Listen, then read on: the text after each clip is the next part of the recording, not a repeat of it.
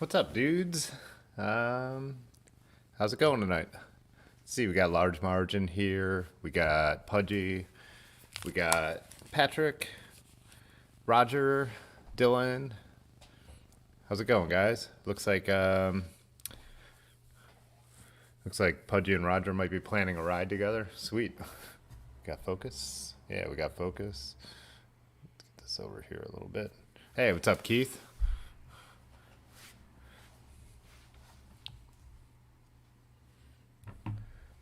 Get my bearings. I actually don't have any beer tonight. I drank a beer like a half an hour ago, and that's all I had. And I didn't. Then I was actually editing a video, and I wasn't paying attention. Then I was like, it's 8:40. I need to get this stuff all set up. So yeah, I was actually editing the video that'll hopefully come out Monday. As I mentioned, I think on Tuesday, I loaded up my Rally with the Zeitgeist bags and my frame bag, and I was testing it out for my kind of bike packing setup. So then I shot some footage. Then when I got back, I did made a whole video about it. And so now I just need to put in tons of B-roll because I talk about so much stuff. So it's all recorded. I'm just like working on that. So, hey, what's up, JMZ?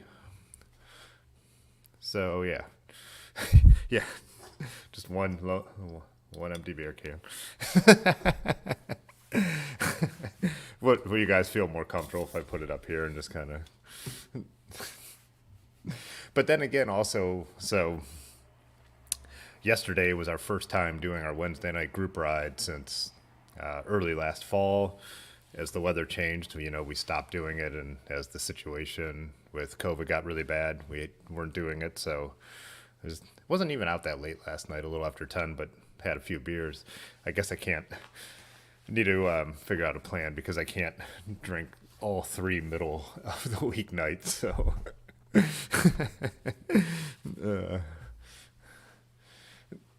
Patrick wants to know how are things going to go sideways after the piddle break if Tim doesn't have any beer. Yeah. Yeah. It'll be all right. But I see you guys are having a couple drinks. I see Pudgy said he got to sleep in, so he has a masthead tire swing hazy and a never better double IPA by Coronado. I saw Keith. Keith has I can't believe I haven't had this beer. If I had, it's been on draft and I don't remember it. But a Bell's Black IPA, Black Hearted. I love black IPA, so I'm surprised I haven't had that if I haven't. But I don't remember that would stand out to me. I don't remember having it. And then JMZ is drinking a Borderland India Pale Ale. It's citrus flavored. What is that? 42 North Brewing Company. Where's that? East? Can't read that. I'll have to chime in. So, Keith said that beer was released for Valentine's Day. Huh. I'm surprised I missed that one. Tom Cruise. Oh, they only sold it in Minnesota, Indiana, and Illinois. That makes more sense why I didn't get my hands on it then. Hey, what's up, Jay Dandy? How you doing? So yeah, speaking of, being out on Wednesday, that was just so much fun to get back out with the group. It had been way too long. It was the thing I missed the most is the Wednesday night rides. That's how I'm friends with Large Marge. It was originally me and my friend Wes, and then my friend Woody joined. Invited Large Marge along, and so 6 years ago or something, and it's been, almost every Wednesday for the last few years. We almost rarely ever even missed a night, even in the winter. We'd always at least get out for something. Pretty much only if it was like pouring rain right at 6 o'clock, we wouldn't go. So, yeah, it's really nice that we're all at least a few weeks into our vaccinations now, and we could ride together again. And yeah, just the ride's not like any other ride I do. We tend to ride a little faster. We still have some beers and stuff like that. So yeah, I really missed it. I really missed riding fast. I really missed, hanging out with those guys and doing it in the way we do it. So, hey, what's up, Nicholas? He said, Rary gets here, all the other humans are asleep. Nice. See, Large Marge has said he's dipping into his collection for the West Virginia trip. He's drinking a double New England from Shorts, Slurmlord. Yeah, I've had that. I love Shorts Brewing. They're a great brewery up in Michigan along the lake. I can't think of what that region is called. Like the dunes and everything are up there, but.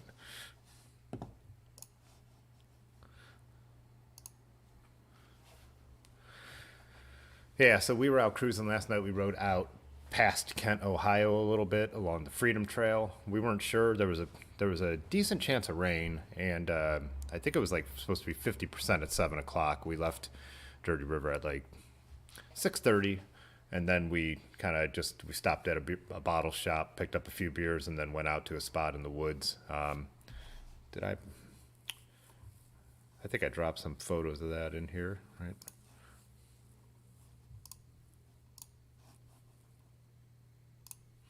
Yeah, it's kind of this little peninsula in this lake area, and there's a couple little short off-road trails. You ride along these power lines to get back there, a couple off-road trails. And I think that's kind of still the plan for this year, is to do more of, bringing our own beer and food and heading into the woods. Instead of, we used to always try and find like a bar or a brewery destination. dive bar or brewery. Kind of were the two choices we would usually go for.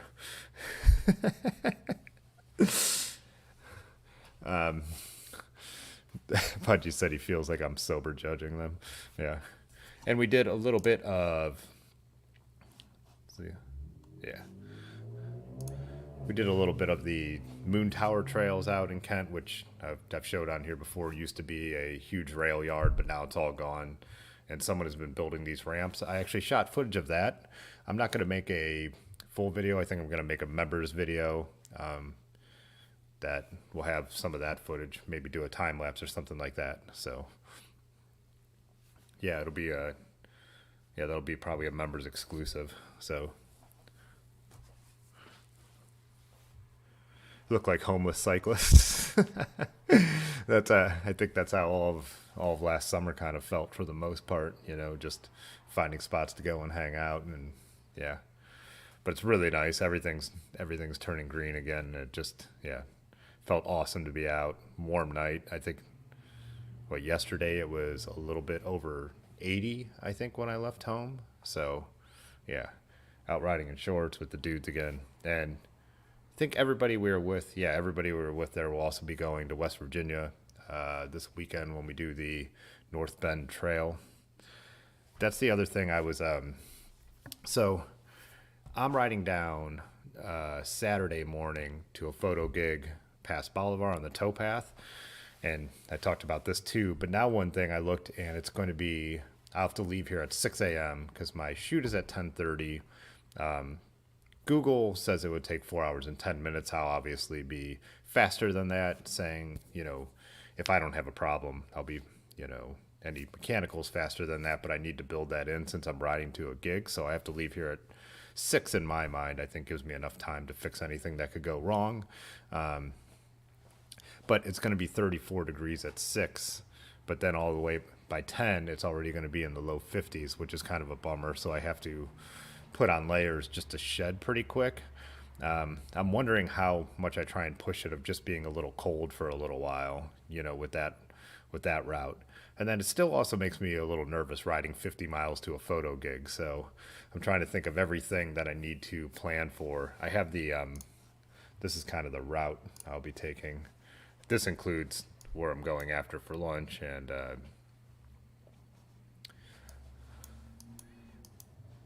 so down to, the Fort Lawrence. It's the only Revolutionary fort in Ohio, but I'll be taking pictures of people who are doing this road rally. So people with their cars, they're doing like a little history tour.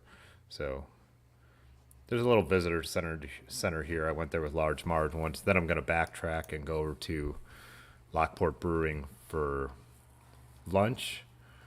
And then our camp spot, I need to double check all these roads because this is just Google Maps routing, is in Dundee, Ohio, which is like 15 miles away. So over here.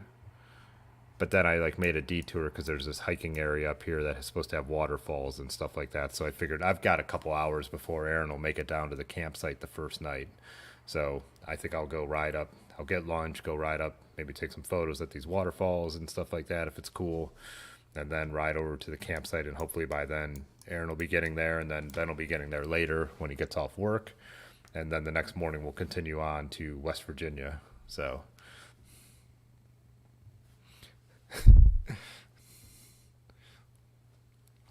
I am. Oh yeah, Large Marge will be leaving at 6 p.m. So Molnar, Aaron is working till, I think she said she's working till about 2, but then she has to run home, drop off all the work stuff, and then she'll be meeting me. So, she'll be down there more like, I think she thought more like 3 or 4, probably 4-ish with the way her day was going to go. So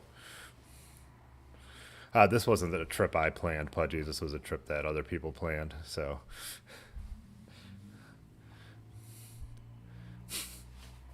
next time. So yeah, like I said, I'm looking forward to it. But it also will be a little, Saturday morning is going to be interesting. My goal is to really hammer it the whole entire way. I'm going to be riding my Tamland 2. Kenny has ridden the trail before, and he said it's not exactly rough, but he said some of it does kind of look like double track. You know, it's flat, it's a railroad grade and stuff like that. I was looking at some photos to try and get a idea of what it looked like. These are just photos that people have submitted. So here you could see that it is like a little, this is actually fairly rocky, so definitely the gravel bike. That's what everyone said, ride the gravel bike. It's not super gnarly, but it definitely looks like that'll be the most comfortable way to go. And I think I'll probably have my frame bag on and the Zeitgeist bag. I want to bring my drone, try and get some cool drone footage out here. I'll have the 2 GoPros, and then I'll have my Canon R5. But I'm kind of excited that it doesn't look super improved, that it looks like it's a little more rustic like this, you know. Makes it a little more exciting. You know, I ride smooth trails around here all the time. And then I think it's 10 tunnels like this. There's 10 rail tunnels, and one is over 2,000 feet long. Oh, it's a cool building.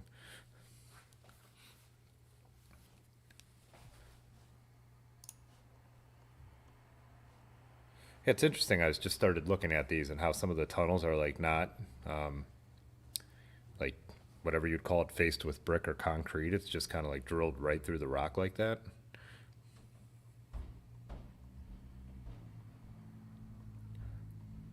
How this is older, so I don't know how much this holds up. That looks like, oh, what happened? I thought it was going to enlarge that photo. Whatever.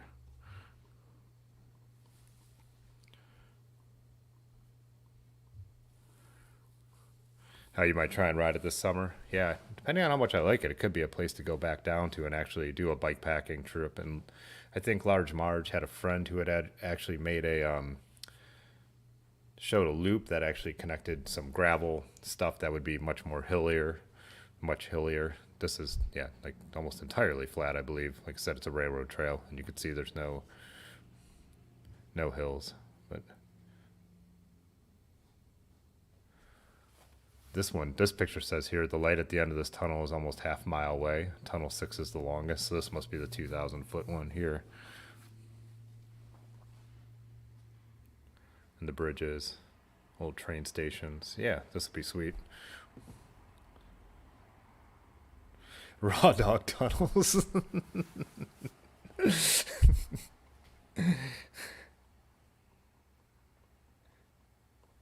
Yeah, so I did get my new tires set up. Like I was saying, I wanted to get them set up early so I'd ride them all week. So they're set up tubeless, and I would know they'd be sealed. So Large Marge installed them for me on, where were they? Oh, wrong section. On Tuesday, right before the stream, I know I talked about it, but yeah, so the Renee Hurst Hurricane Ridges, and they actually held there totally fine. I was in the morning on Wednesday when I woke up, they hadn't really lost any air. Last night when we went out for our ride, I actually let a little back out because the pressure was high. You know, you put in more pressure just to, you know, make sure they were holding and everything. And he said a lot of times they do lose a little bit of air at first. The thing that sucks is that we discovered my rims are in fairly bad shape, especially the front one had a ding so bad that there's actually where it bulged out is a little bit cracked. Actually going to have the shop order me a new front rim, and Yonda is going to rebuild the wheel. The back one had some pretty serious dings in it too, unfortunately. But since the rear one's still holding air, I'm not too worried about it. One was on the ridge where the I don't know, the bead hooks on, whatever you call that. But so I was a little worried about it.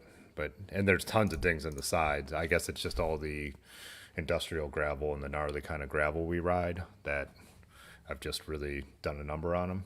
So must have just hit them a couple times just right, you know, running a little lower pressure or something like that.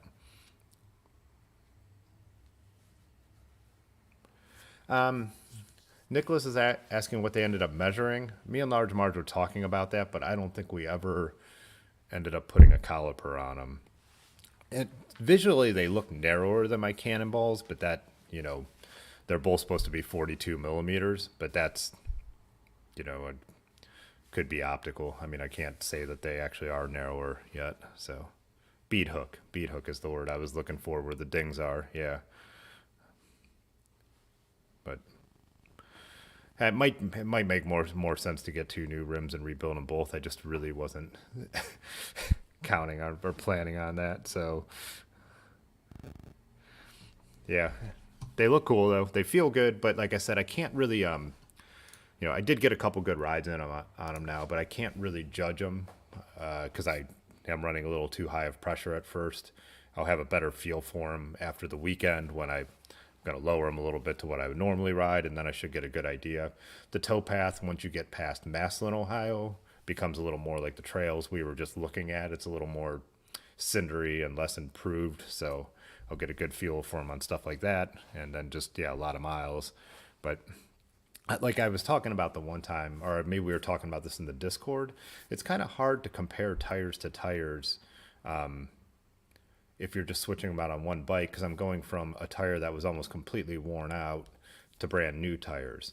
So I can't like take my mind back to be like, what was this like, you know, what were the cannonballs like when they were new? So, you know, I mean, there is some stuff you can kind of judge it by, but if you're not really comparing, apples to apples, like very fresh in your memory, in my opinion. The other thing I did though is I did put I took those Blackbrook saddles off my Roger Riviera and put it on this bike. One reason was I wanted to be able to hook the rear Zeitgeist on there, but I just like Brook saddles better, and we're gonna have some long days in the saddle this weekend.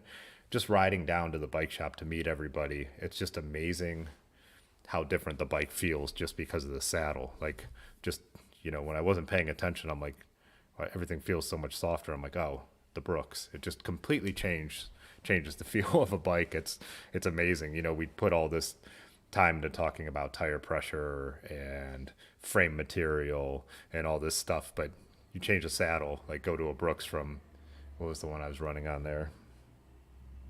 Will come to me in a second, but how much that has an effect on how the bike feels, and really did change it up for me. So yeah, but I'm happy with it on there. It's much more comfortable. I should have switched it a long time ago. When we did events like Black Fork, I was like, I was feeling it by the end. He's asking, yeah, I'm trying to think of the name of the saddle I had on there before. It'll be easy to find a picture of it. I'm just totally drawing a blank. Instagram, that's where I'll find it. Oops, wrong button. Oh, yeah, yeah. Large Marge got it.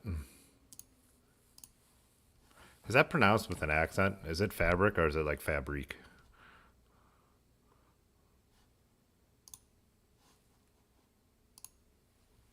Yeah, so that's a saddle I was running, like, which wasn't not bad at all. Just after really long miles, I started to actually feel that. This is one like for really long rides. I would wear like a padded like underwear or like biker shorts underneath my normal shorts or jeans.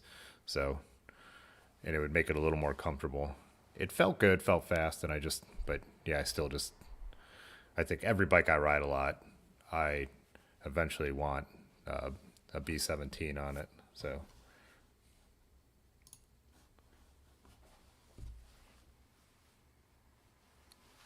oh yeah, it's pronounced fabric. Thanks.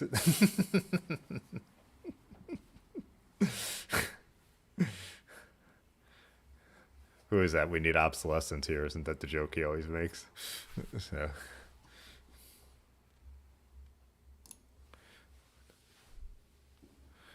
Rick was saying he'd like to move his Brooks from one bike to another, but the seat posts are different diameters, which makes it way harder. Are there seat posts setup adapters? But the where the rails are should be standard, right? Um,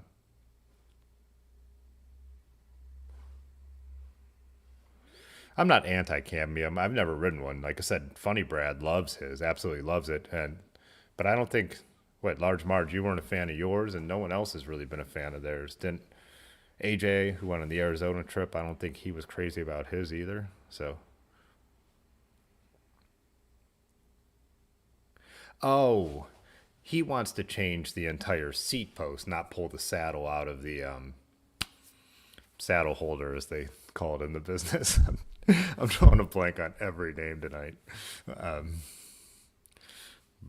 Saddle clamp, seat clamp, right? Yeah. Fabrique. Yeah, I got it. He wants to swap the seat post. Yeah, that would be a lot easier than pulling the saddle off. Especially, I had the Brooks on one of those vintage style. I wouldn't know the name of it, but there's two nuts on either end, and they swing back and forth. Those ones are such a pain in the ass. The one I put it on is the one that's on. I put it into the seat clamp, which is one of the two bolt adjuster styles. They adjust back and forth. So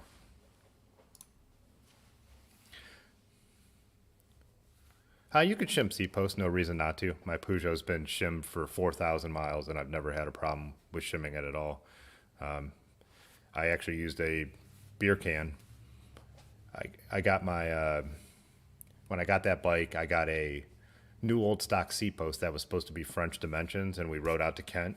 And by the time we got to Kent, I was riding like on the top tube, and then I just cut out a beer can, put it down in the seat tube, and I haven't adjusted that saddle or that seat post once, and it's been fine. And like I said, that bike's got over 4,000 miles on it just like that. So I can't imagine a reason you wouldn't be able to do it.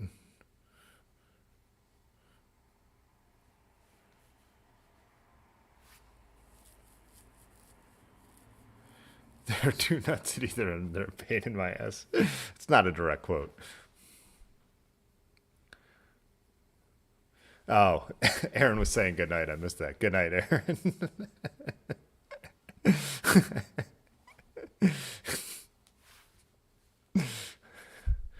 Yeah, I think she's talking to me.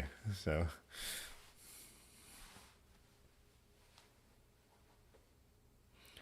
the real question is, what kind of beer was it that I shimmed the seat tube with? That was so long ago, I won't even remember. Man, yeah, that was a long time ago.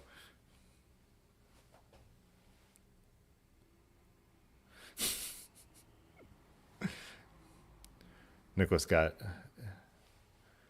C17. I know we were looking at these the other week, but I'll pull it up again so I could remember which one it is.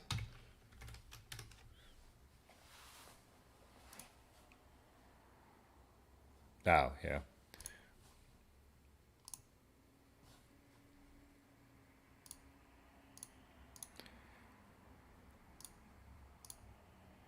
I do like the color choices.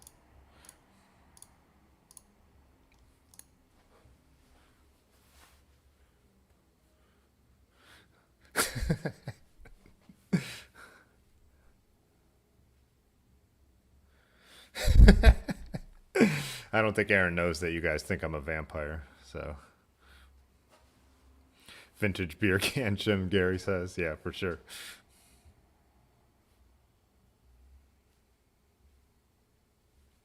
Said he asked the same question on PLP and they told him to buy a new Velo Orange instead. Yeah. Yeah, because we did it on one of the live streams where on my single speed, the handlebars weren't tight enough in the stem, and the same thing. I just cut a beer can. That one I remember what it was. It was a crawler from Hi Ho Brewing down the street, and I shimmed that, and it was good enough. Those bars now are in good space, so that's pathless piddled for you.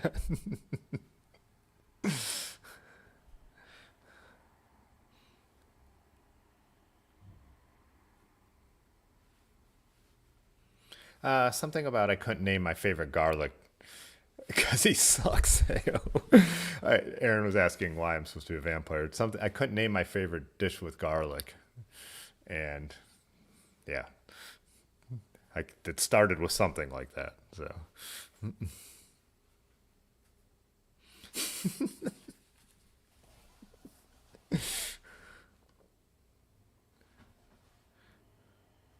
What's the difference between the C17 and the C19? Is the C19 a little wider? Or shorter nose? Is that, oh yeah, wider with a shorter nose.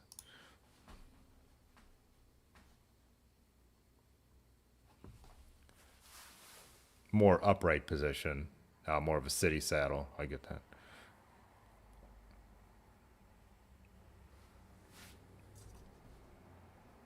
Yeah, and then you have real saddles. Ooh, I like the dark one.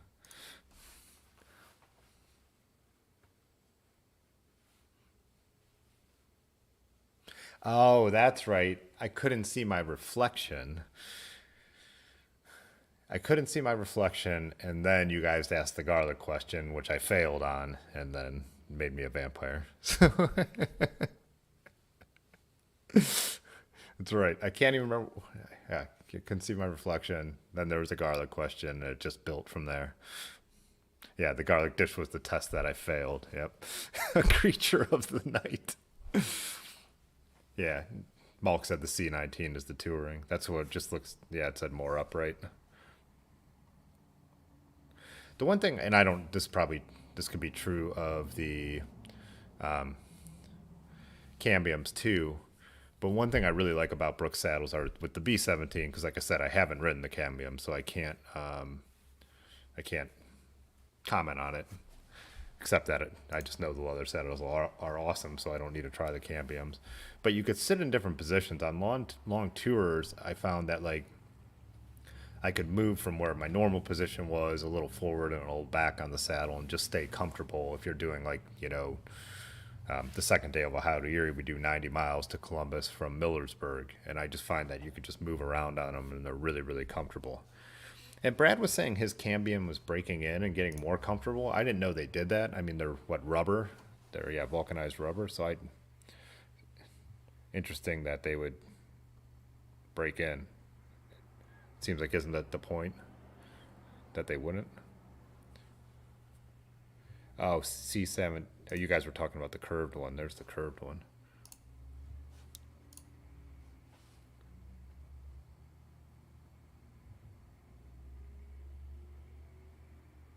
And knows how salt works.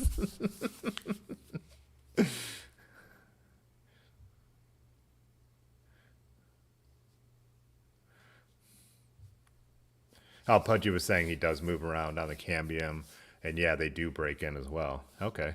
Yeah, like I said, I have a vintage bike that has a rubber tension saddle. I've never ridden it. It was on my Jeton, and I never finished that bike. But off the rivets is the devil's seat position.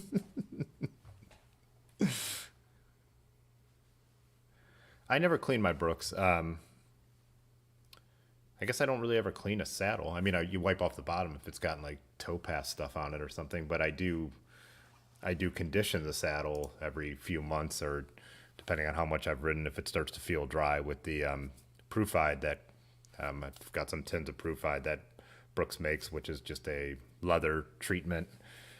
It was really nice too when I was switching the Brooks. I was able to get the bottom really good because it's hard to get the bottom when it's on the seat post. So since I was switching it between bikes and switching the seat clamp, I was able to do a good job of that. So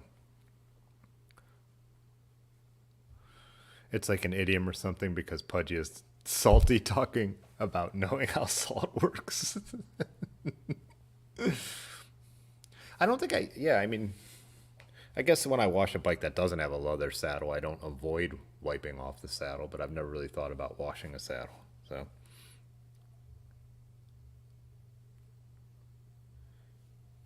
oh, so Pudgy said the break-in on a cambium is basically the first good ride, not like leather just gets some flex to it. Yeah. The black one that I put on the, how did I go over that page? That I put on the Rowley, I got from a friend. I actually traded it for his engagement photos. So it was actually a little bit beat up. So I had, for a while, used a little more of the treatment. It looked a little cracked around the back, but it's never had any, it's never gotten worse. It's just stayed and then it just and now it's that one was so it was already a little broken into somebody else, but then over time just got comfortable for me. Malk said he has a C15 only because he doesn't want to worry about getting leather wet. Yeah, I mean, I've gotten we've talked about this before. I think when Funny Brad was here last, but me and Aaron and Large Marge were on our way home from a overnighter trip, and we got just caught in a torrential rain pour, and the saddle got completely soaked. I mean, I was sitting on it, but it was still so much road spray and all that. As long as you let them dry out before you ride them again, you're not going to have a problem. Think of anything else leather you own. It can get wet. You know what I mean? You just have to take care of it. So I always, if I think it's going to rain, I always just bring the Brooks saddle cover. They're a few bucks. They're not expensive. Aaron actually got me mine. So it's just, I make sure I have it somewhere accessible. But unless you're on a multi-day trip, I mean, they can get wet and they don't get ruined. Every single bike, I mean, not every single bike, but almost every bike had leather saddles. You know what I mean? And people have toured on leather saddles, since the beginning of bike touring. So mess with the deer.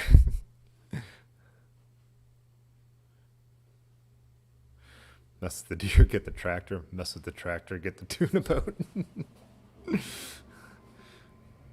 Yeah, I mean, I get it that they are, you do have to pay attention to a couple extra things with them, but to me, they're worth it because they're so comfortable. I mean, especially the one on my Trek 500. I've just put so many miles on that bike, on that, because it's the only saddle I've had on it. And it's just that one is perfectly broken into me. And it's just, I like them right away. So I like a B17 when it's new, because that one, even though I didn't buy it brand new, it hadn't been ridden. It had barely been ridden, I believe, because Otis had it and didn't like it at all. And I thought they're comfortable right away. But then when I did hit around that, like they say, 600-mile mark, you just notice that they get completely comfortable. So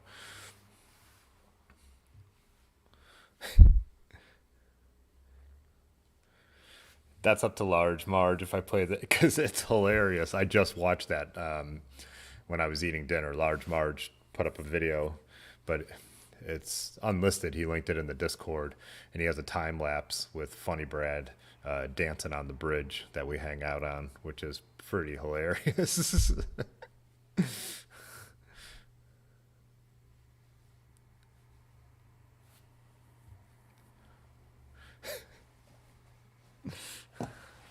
Where is my? Where's that picture? Let's see.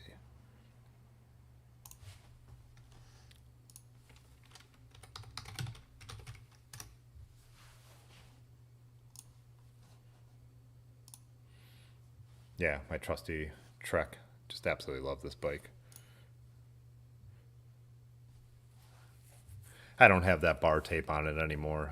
I just had that bar tape, so when I rebuilt this bike, I put that on there. But now I have leather bar tape that matches the saddle. It's not Brooks though. It's Cardiff, something like that.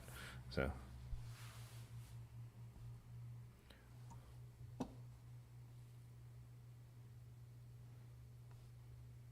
everything else on here is the same now, though.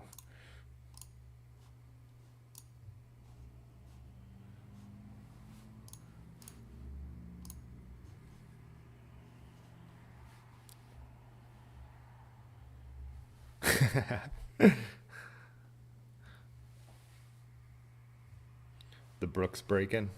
So.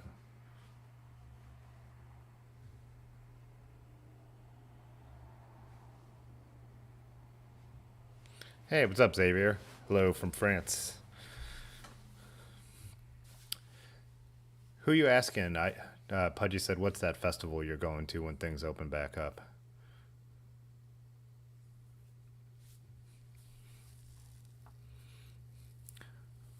I was just Xavier. I was just talking about my French bike a little bit ago, my Peugeot PN 10L, and how I had to put a beer can in the seat post to um, shim out the seat post so it didn't slide all the way down because the weird French standards from back in the day.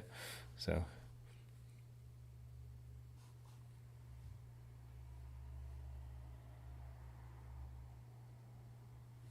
oh, the handlebar bag. It's the same brand as the frame bag, the one I still use. It's Frost River.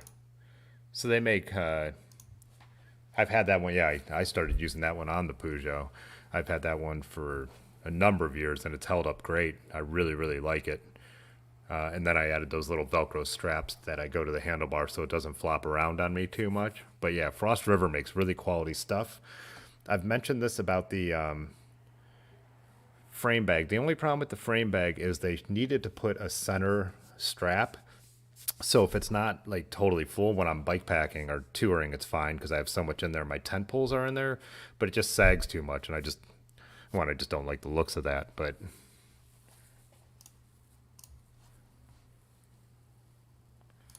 let's see if I wonder if I do have any photos of it on my other bike. I use that. Yeah, I use that handlebar bag on everything.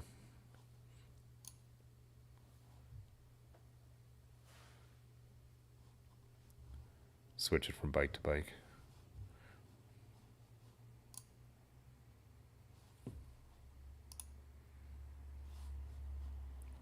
Yeah, that's my Peugeot. This is the first century I ever did. I actually rode with a full backpack to bring all my camera gear and stuff like that. I wouldn't do that now, but I don't have that saddle on this anymore. I have a blue one that kind of matches the bike. So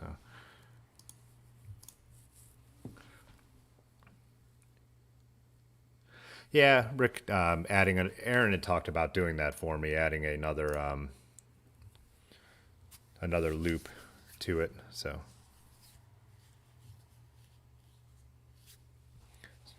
trying to think of where I have a better picture of that Frost River bag, but probably on Instagram. I wish Instagram would let you blow up the photos full size, though. They're so small on here.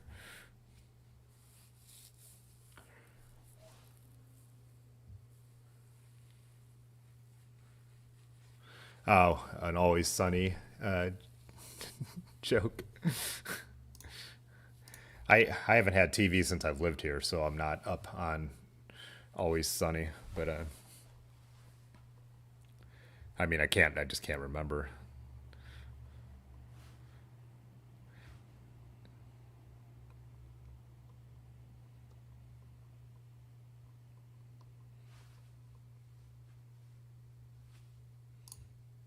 Yeah, this is both the Frost River bags on my like I said, it's just a pain because it's so small. I guess I could stretch it out like that on the Raleigh.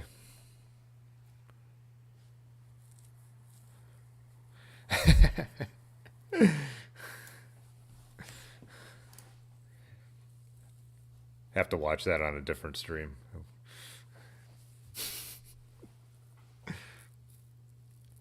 Kevin wants to know where's that funny Brad guy. I thought he said in the Discord that he was going to stop by. He had never messaged me, but about it. But you know what's weird, Patrick? So Patrick says he bets Frost River would add an extra loop for a nominal fee. They've got good stuff. Otis from Dirty River, who I don't know if he still has any of their stuff, but a number of spots. They also make those in orange, which are really cool, like high vis orange look with brown edges. Both the frame bag and the handlebar bag.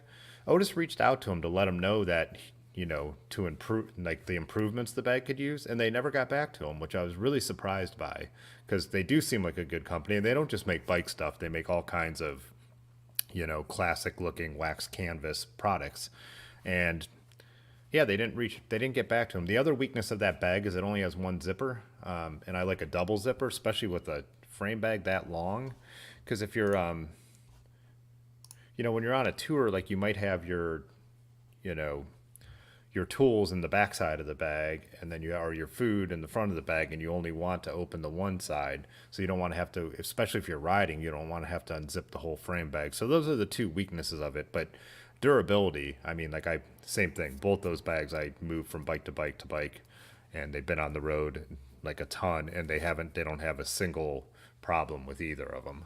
So I'd still recommend them. I just wish they would make those couple little improvements. So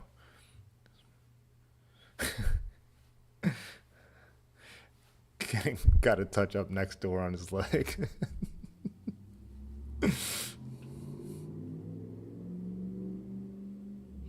It'll be Brad's chat and Tim will be the guest with Brad. Yeah, that's how it goes.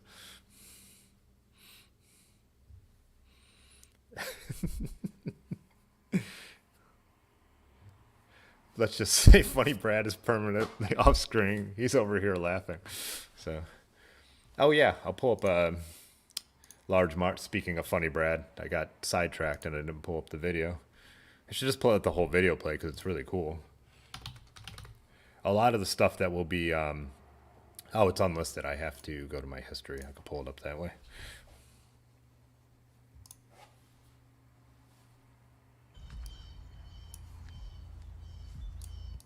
Oh, we should show Funny Brad dancing first, and then we could come back around, right?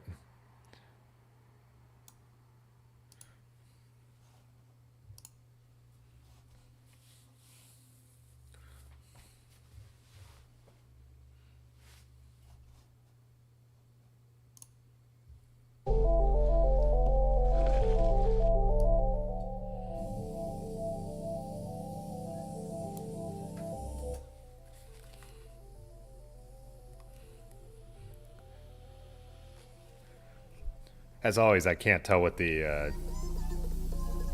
I think the audio mix will have it up there. I love Zach's, all Zach's air guitaring too.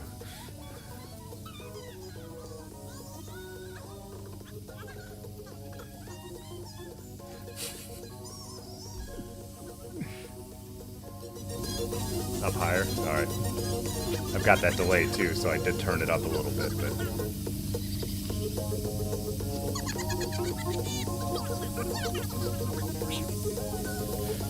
this move here.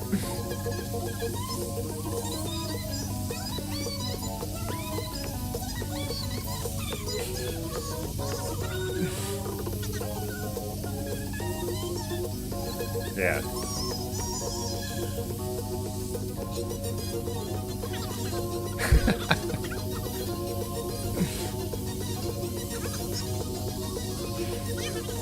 I was cracking up watching this. This is so funny.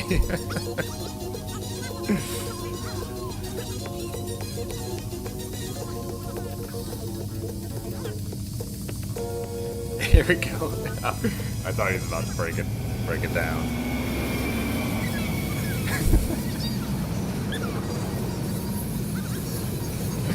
Crackhead chipmunks meet hobo Harlem Shake. Yeah.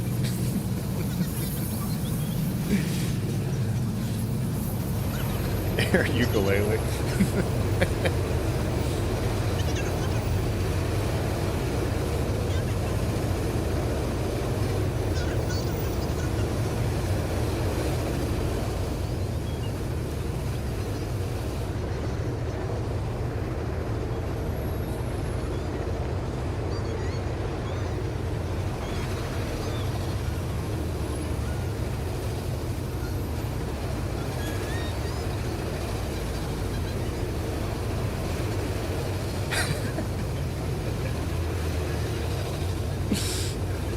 Large Marge busting out the moves as well.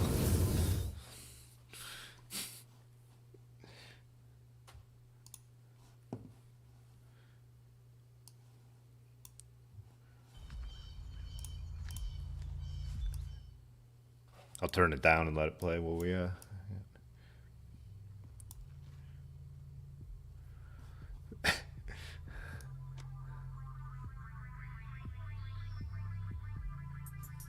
Oh, am I cutting it off a little bit? Yeah.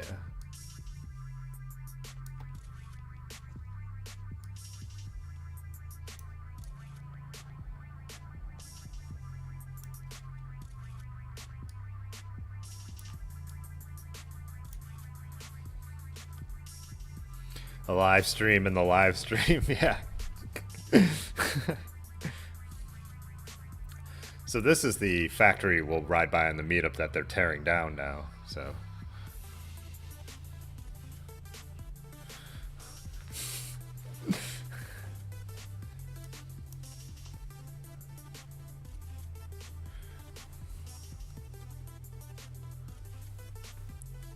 Don't drink the water in Akron.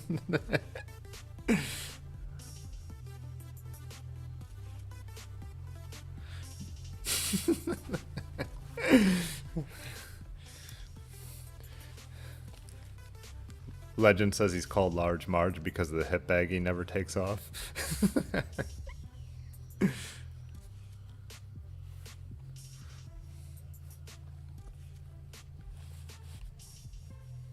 Is that updating? Where's my...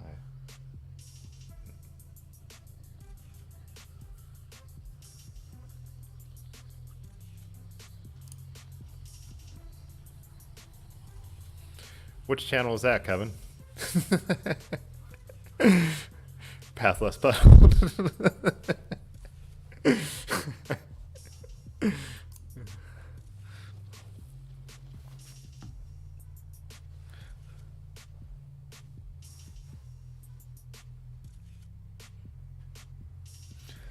Hey, you're not naked if you got a hip bag on, right? Oh, I know.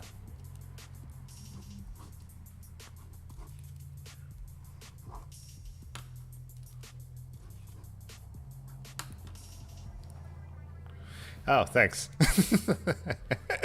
My channel. I'm surprised it didn't pop up. It usually does, like, Pudgy, I knew it was a joke. It usually pops up a graphic when someone does, though. I don't know if it's not updating. I don't know if I need to refresh that page, but...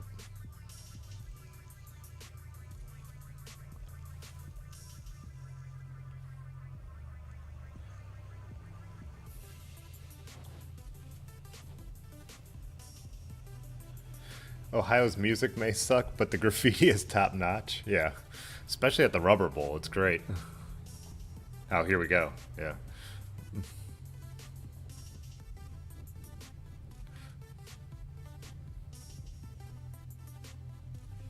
There's a few people that must go to all the exact same spots we are. Like, we know some of these, like, graffiti artists by their art now. Like, all the way from Kent to Akron, down south. Like, you know, just the abandoned bridges we ride over and stuff like that. So this guy DVD, I see his, well, you'll see him in this video. He's just got his stuff everywhere we go. So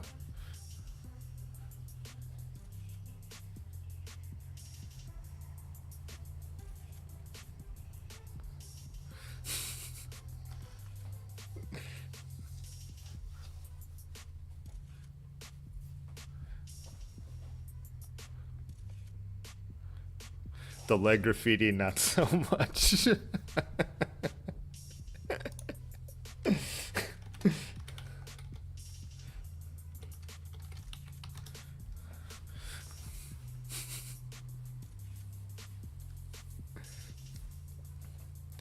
Yeah, I was thinking for when we do the group ride, if we'll come, like, if we should come through here, because you could come under a tunnel, come into here, go down to this lodge, Large Marge is about to go by, then go underneath Derby Downs. It'll be, Derby Downs is the Soapbox Derby hill where they have the International Soapbox Derby. Rick Urbanovsky super chatted $5. Tim, have a bloody good time on your trip home to Transylvania.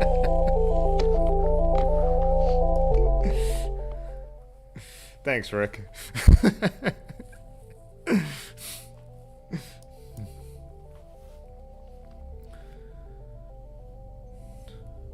Yeah, so this lodge used to be used for something with the Soapbox Derby, and you could come out and go underneath the track to the other side. It'll just depend on what's going on, if we could go through here on that day, you know. And if anyone doesn't know what I'm talking about, here's a link.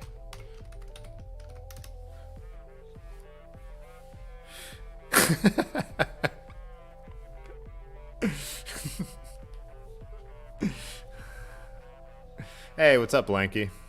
He said he was fixing a toilet. Too many super chats. Oh, man.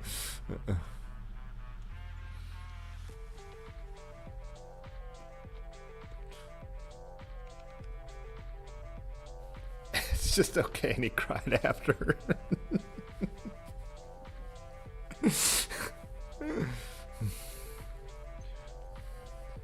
Yeah, if you're just joining us, we're watching Large Marge's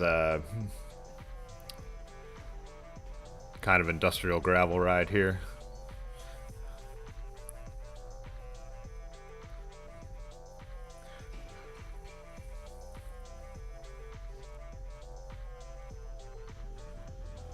Yeah, I'm wondering with all the graffiti and activity at the, I mean, if they're going to make an attempt to keep people out of the rubber bowl at any point more, but I mean, it's not really anything there. They've removed anything that can, I mean, all you can really do is graffiti it. It's just a concrete shell now. They've taken down anything. All the benches are gone, the bleachers, the toilets. It's just a shell.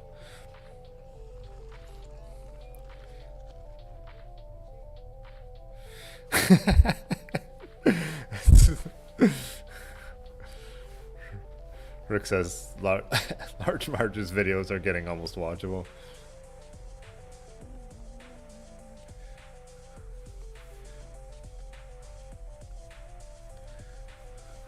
Oh, Malk, yeah, the Derby, I mean, was huge. You know, they still, I mean, it's still a big deal in Akron in a normal year, but like the grandstands used to like line the whole track. I mean, the place was packed. It was just a, yeah, absolutely enormous event. I could probably pull up some photos from the Facebook Akron Historical Buildings Facebook group after this and show you what it looks like. So how JMZ, so the plan I was thinking was hi-ho, no offense to Missing Falls channel sponsor, just because it's only a mile down the road and they have a patio. I was figuring if we're tired and it's getting later, we could do that. And it also depends on how many people, if I need to alert the brewery that we're coming. So gross. We'll see. I was thinking hi-ho, and then maybe we could work in Missing Falls in a different way. But yeah, or we could all make a decision, you know, what we want to do, because Missing Falls is only 3 miles down the road, but we'd be backtracking routes we'd already gone. So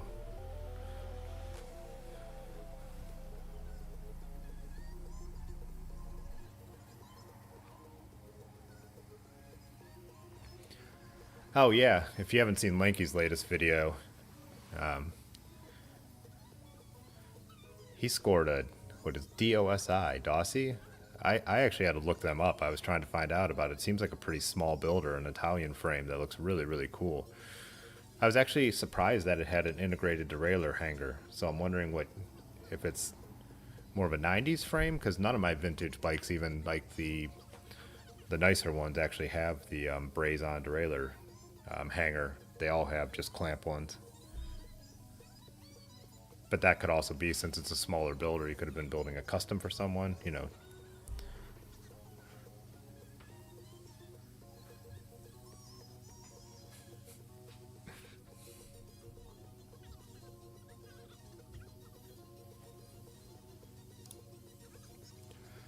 Yeah, is the seat post size of that?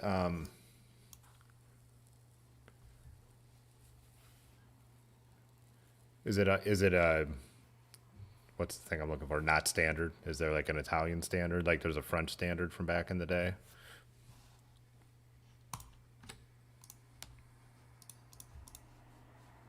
Get this.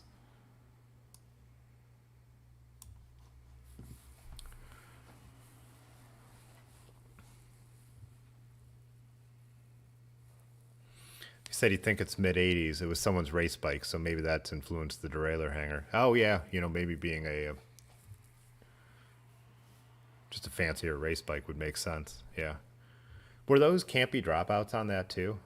I was assuming they were. Yeah, let's see if we can pull up that brand. Lanky, you should drop a picture in the, if you haven't.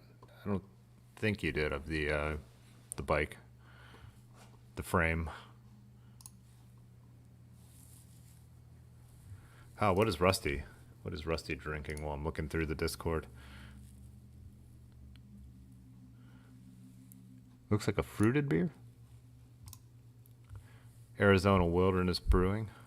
Sour ale with Arizona blackberries. Ooh, yeah, nice. Oh, and the draft. Yeah. What's going on? Can't be dropouts. I figured it would have to be. Looking at that bike. I think my Peugeot was the 27, right? That's the French bikes use that. And that's probably why I had to shim it out, but how he found an old campy seat post that should get there tomorrow. Nice.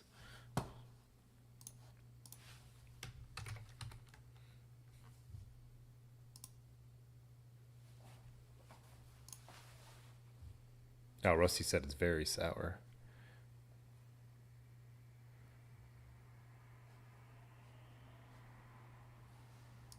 This isn't Lanky's, this is just one I'm pulling up, but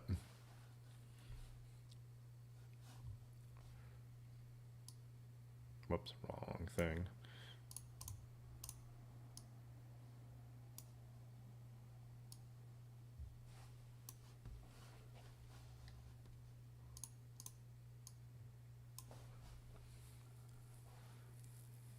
Oh, Lanky ordered a Velo Orange Grand Cru seat post, but it didn't work. They're super cool looking bikes. Definitely have that Italian vibe. They remind me of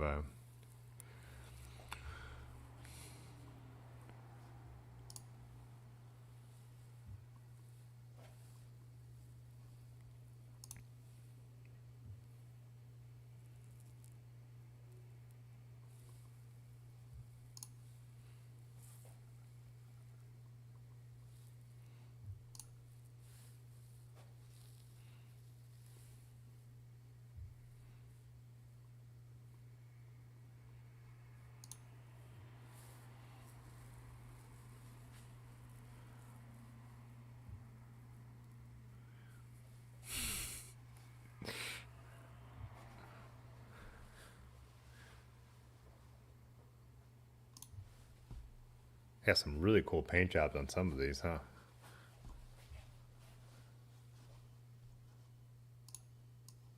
Whoops. Keep moving the wrong things here.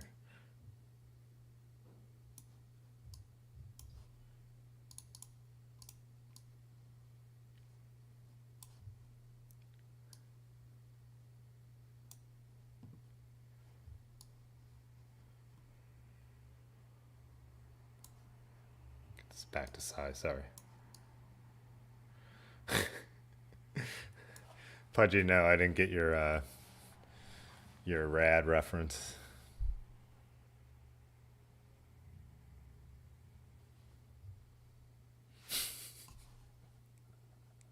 Freaking roadies.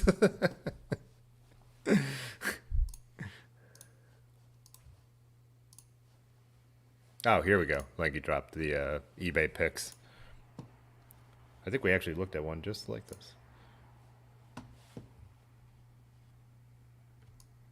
Yeah, that is awesome.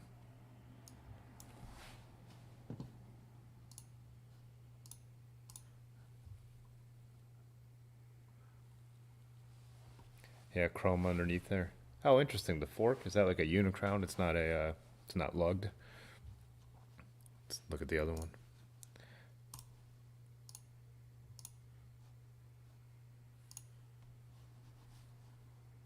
Imola.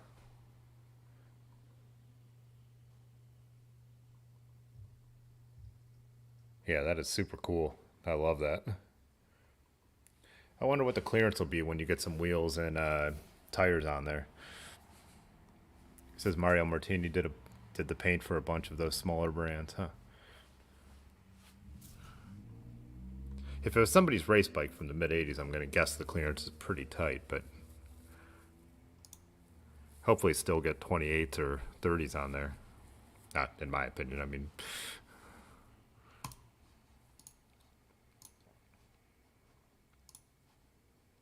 Oh yeah, the campy dropouts. Oh, look at that. I don't think I like how it has the those cutouts in the bottom of the fork. That's interesting. I haven't seen that before.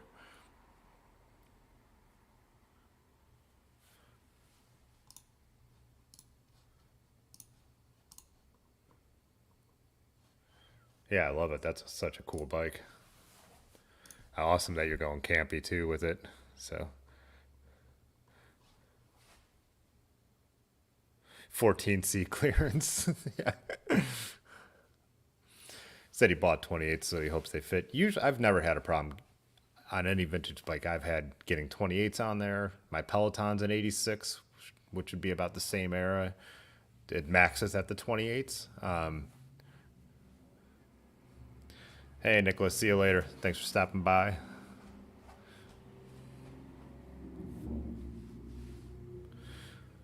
Yeah, I would imagine you could get 28s in there.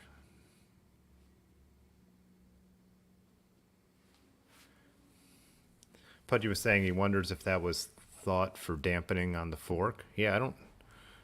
That's interesting. Yeah, I've really never seen that pull back up.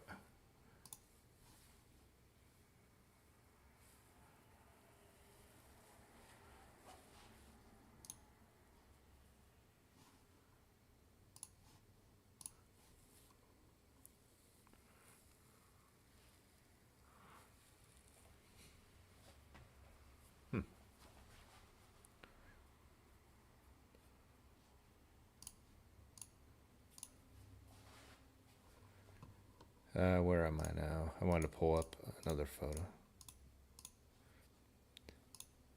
I actually grabbed something I talked about on Tuesday. I actually picked it up today.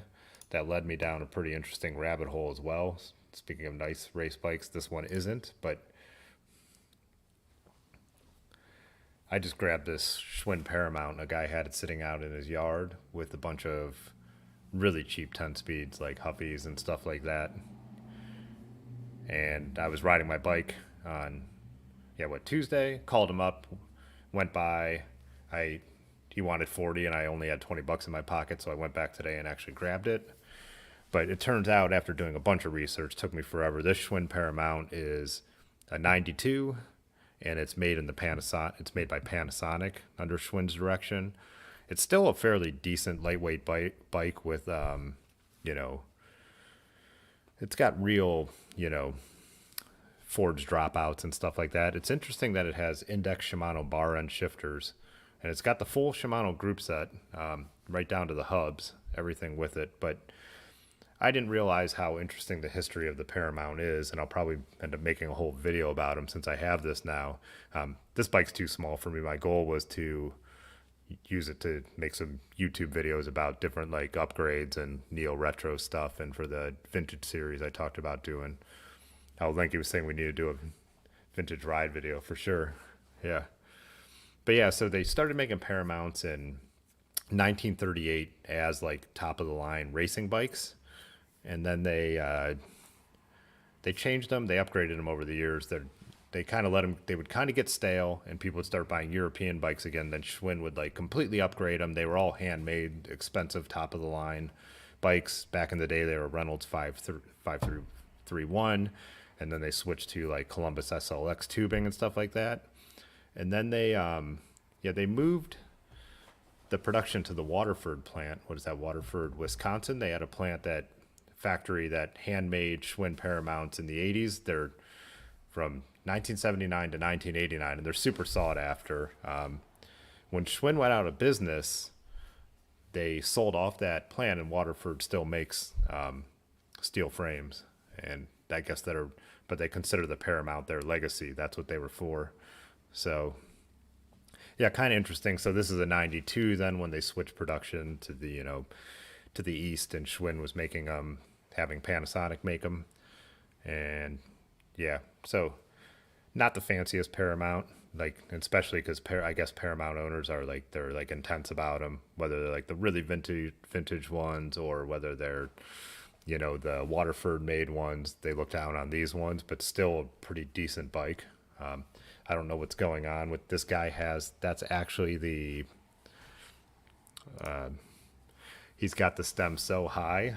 That looks so dangerous. Like, he's got the, whatever you call it. Like I said, drawing a blank on everything today. But I almost kind of wanted to tell him, I hope you're not like selling bikes with the stems out that high, because someone's going to get hurt. But and it's also kind of funny. He's got the kickstand on it. I can't see it from this angle, but just a kickstand on a Schwinn Paramount was kind of funny to me too. But yeah, taking this apart, I was like, maybe I'll use these bar end shifters for something else, because I've never used bar ends on anything, and now I've got some. So, but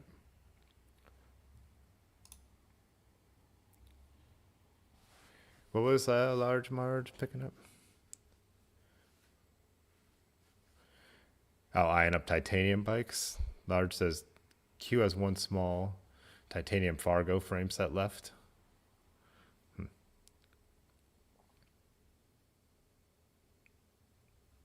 Oh, that'd be awesome. I want to ride a titanium bike and see what they're like.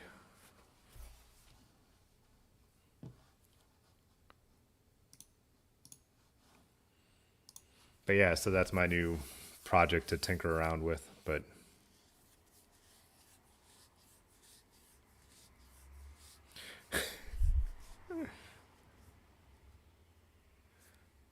oh, Rick, he's got this so far out. He's wondering why it would be dangerous. Yeah, like one, there's usually a line somewhere on the stem that says don't raise it past it. On this one, I'm guessing it is probably halfway up there. I think it might be those right there. But this is actually the, I might, you know, the vintage stems work where there's just a shank, and when you tighten it from the top, that's what pushes out and keeps your stem in your head tube. And where he has it, it's in the headset. That's just super dangerous. That would pull right out at some point. Like, absolutely. Yeah. One, you never want him out that far, but two, he has it out like all the way. Like, it's like he doesn't even have it, you know, that should definitely be pushing against the head tube, not the headset. And even just having it a little lower would be dangerous. But wedge, yeah, the wedge. So yeah, it's basically just, you know.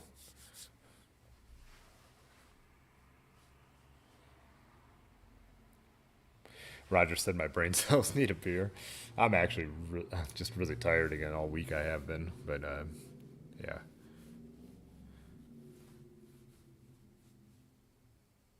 Oh, Rick said he sees it now. Yeah, so with a modern bike, pull-out game is strong. With a modern bike, Rick, you don't have to worry about it. It's just with quill stems. You know, modern bikes, you're using spacers and you're cutting them. I mean, I guess you probably have to worry about it to a point, but yeah, quill stems are just totally adjustable. One thing I like about a quill stem is you can move your bars up and down to taste, you know, depending on how long your stem is.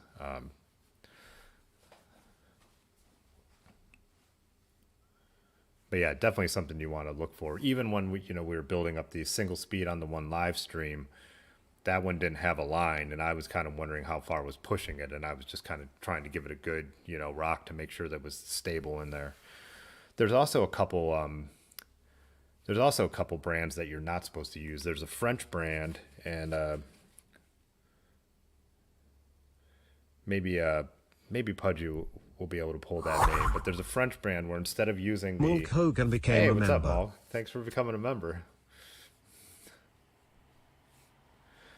But they instead of using the shank that just comes up the side like this, like two pieces, they're split down the middle, and then there's a piece that goes up into the two slots, and they're just, I guess they're notorious for breaking, and people would be, you're riding, and then all of a sudden you have handlebars in your hand and nothing to steer with. So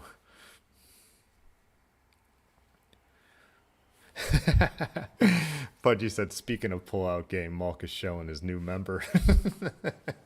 I'm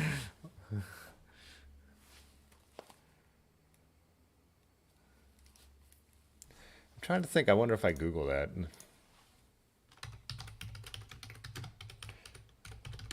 When I see it, I know. Like when I'm looking at a bike and it has those French stems. Not to, you're supposed to change them out like right away. Oh, I think it's Pivo. Yeah, Pivo are ones you have to look out for. Hey, what's up?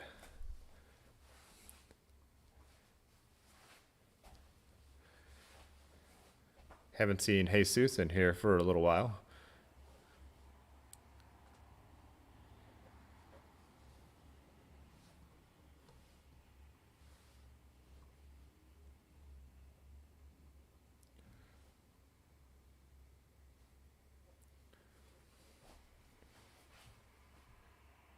Two slots, nice.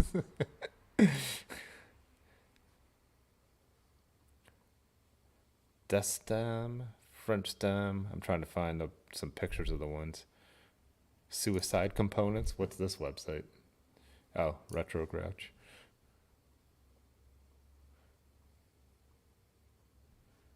Now there's the famous Lambert death fork that my Viscount doesn't have the death fork apparently. Oh, here's the stem.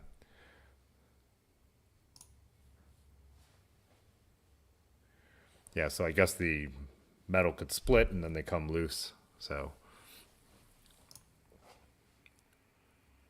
oh, this says AVA. The most well-known death stem is the AVA, 60s and early 70s.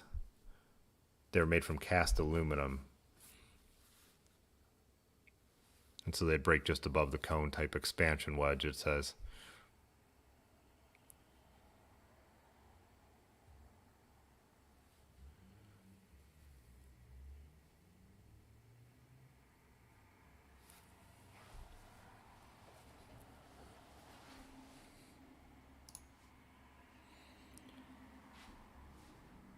Yeah, good to see we have a good crowd tonight. Yeah, a lot of people hanging out. I'm going to play the, well, Malk, you'll be in this video next week, but I am going to play the thanks members video, and then I will be right back.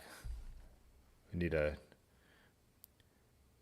Oh, yeah, Pudgy was saying the cast aluminum makes me more brittle. It was saying that they'll actually break at the clamp, too, so...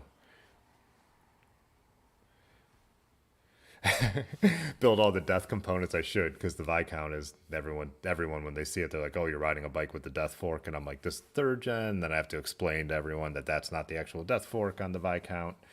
But I think I do have handlebars. I have those carbon bars that were on my Schwinn Peloton that have all the bends, and I had 3 mechanics telling me if I kept riding those that I would have, well, the one I think Yanda described it as I would have to get a new smile eventually, new teeth.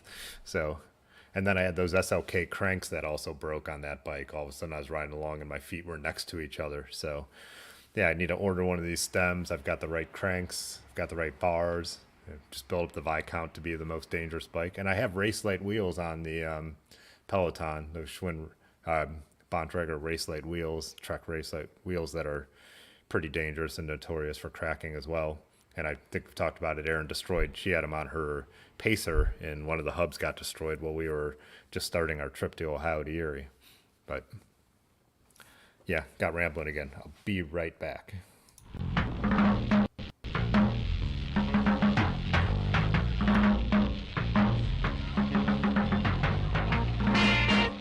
We are going to take a quick break here. Let's first thank the members, though. They really do help make this channel better in every way.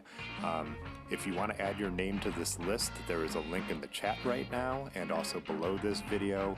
It is really appreciated. Like I said, it will help make the channel better in every way, but you also do get some special perks. There are extra videos, more content, discount on swag, and a few other things. Check out the link if you're interested. We do appreciate any support here, though, so if you're just tuning in to watch for a little while, hit the like button. They say it helps out. But yeah, any kind of support, whether you've ever, bought a piece of swag, done a super chat, but even just watching is good enough. I appreciate it. I really have fun doing this, so I'm glad we have a little community here. Also, take this chance again to say join us in the Discord. That's become a really cool thing, too. We'll be back in about a minute, but one more time, thanks to the members.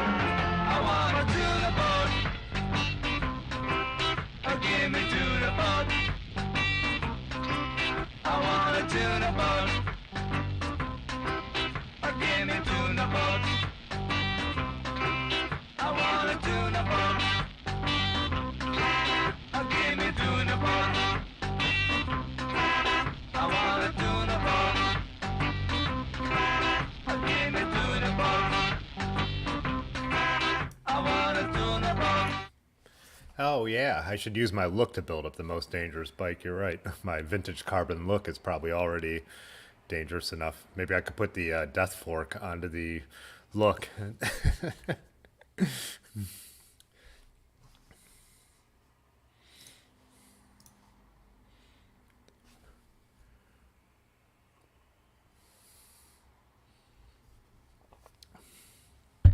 I'm trying to think. I don't think I have any. I don't have any pictures of that right here to pull up. But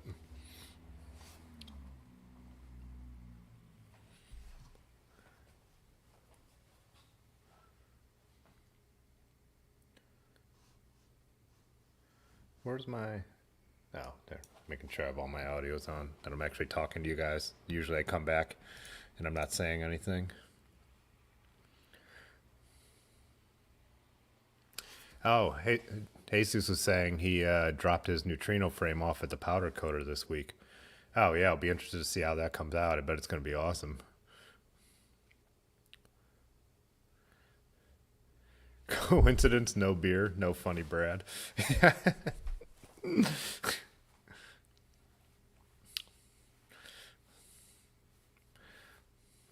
How Pudgy asked when I'm jumping on the titanium bandwagon. You guys know me. I don't buy anything new. So it needs to be until there's enough vintage titanium bikes around. Or so.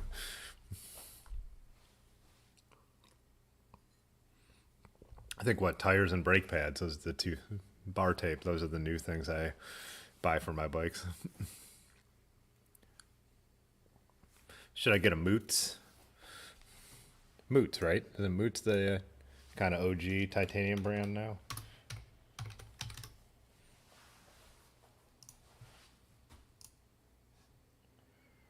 But now, yeah, they're.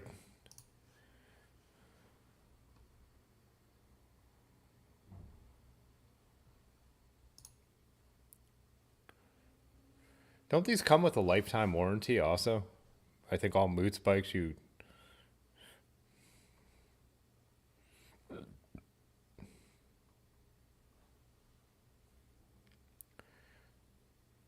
That's what Jesus said, yeah.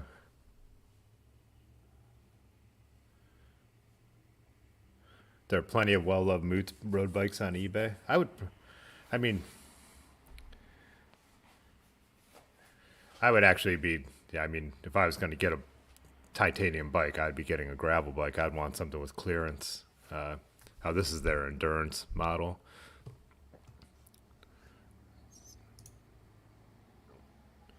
Does Moots only do road bikes? Do they have a gravel bike? I thought they did a. I thought they had a gravel bike too. Where's their? Let's see. Go back to the beginning.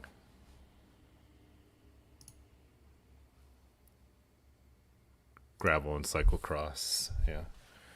Whoa.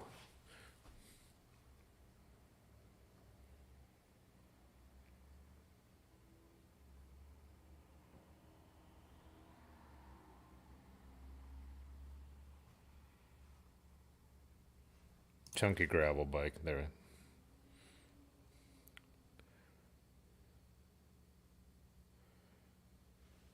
Lightspeed, Merlin, Airborne. They were the titaniums.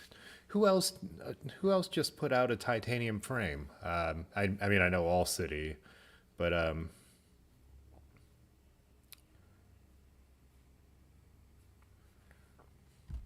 one of the brands that was more of a component maker. They were talking about it on Terry B's stream. They actually had one of them.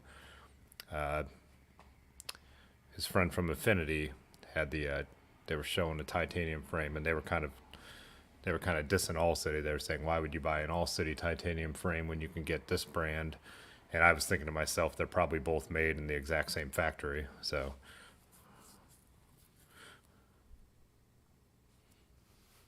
Dean is a titanium brand. I'm not familiar with them. Check them out too.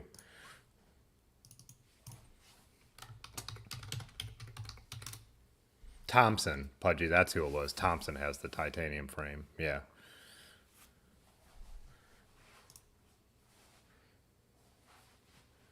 Oh, so Dean does like titanium mountain. Oh, a little bit of every. Oh, those look cool. Different.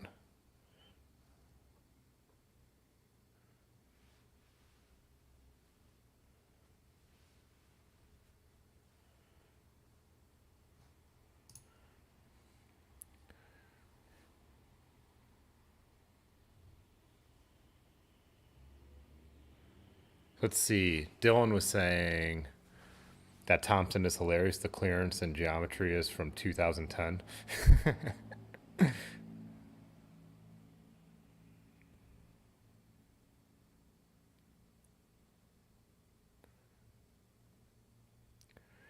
I like Bella Orange's bikes, like the polyvalent and stuff like that, but they're not that light. I mean, not that I need the lightest weight bike, but I just feel like compared to the competition, the Bella Oranges are a little heavy.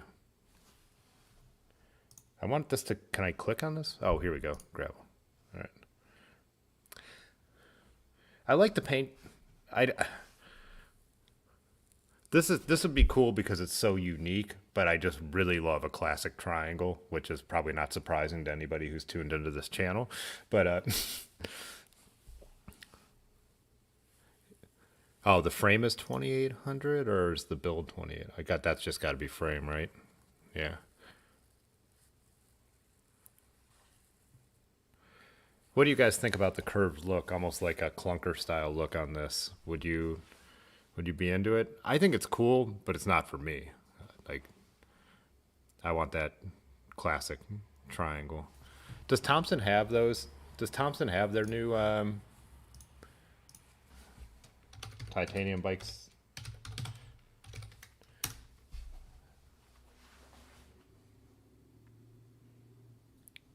Frames out anywhere? See if I can find them. Oh, I spelled it wrong. That's not gonna.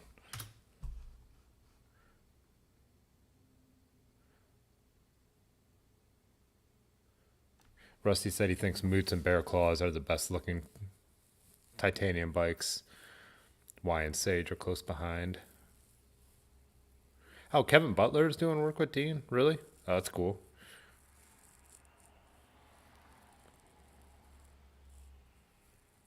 I like Rivendale's. I like Rivendale's a lot, obviously.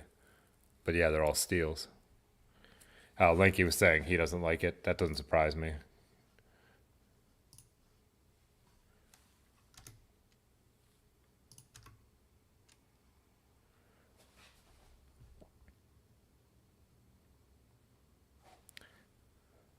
I can't find the. Oh, here we go. Radivist has an article about the Thompson.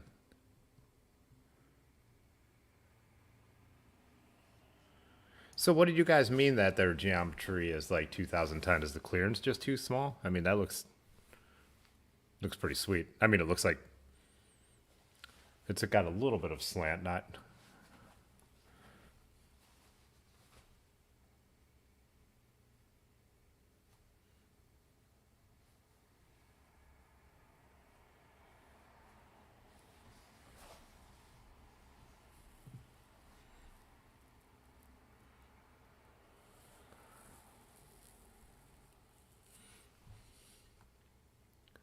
Oh, it said that Thompson made bikes with Linksky.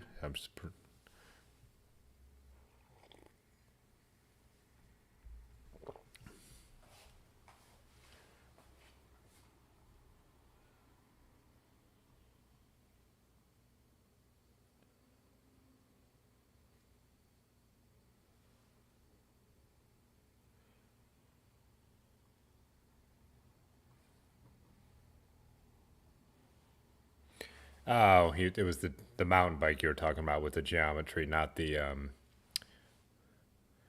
gravel Thompson bike. I gotcha.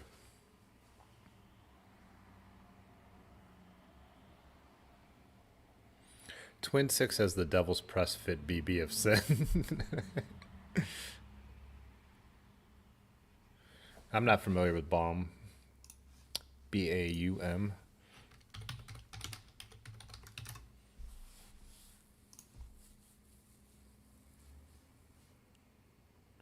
Ooh, that's an interesting looking bike. Pull that up here.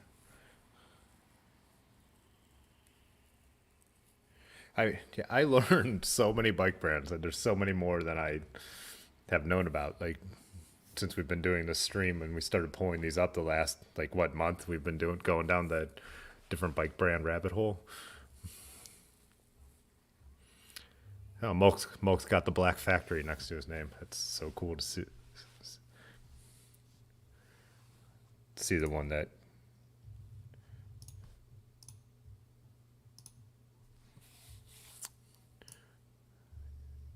Oh, this is the one you're talking about, the Coretto. Coretto?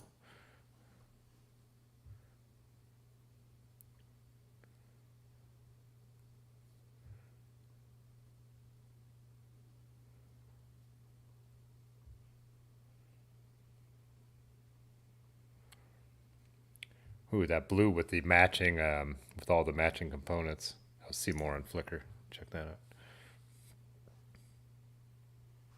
Press fit bottom brackets never should have existed, right?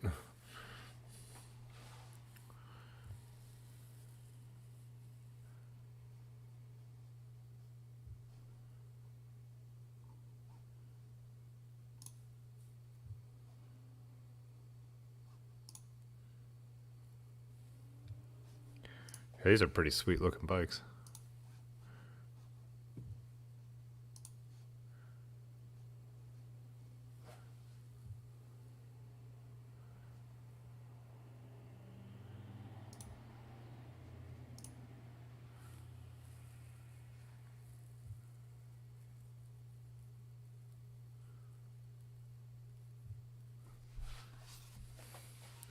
The other thing, though, with I think me and Large were talking about this when you buy even the cheaper.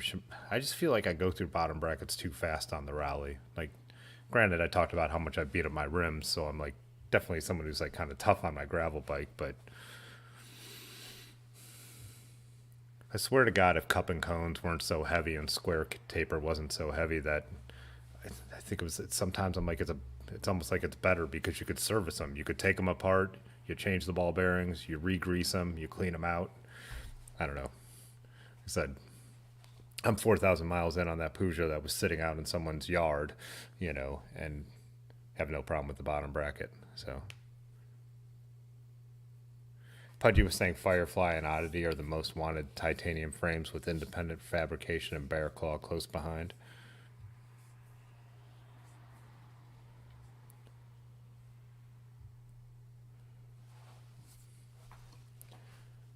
Let's look at the. I've seen Fireflies before, but I'm going to pull them up first.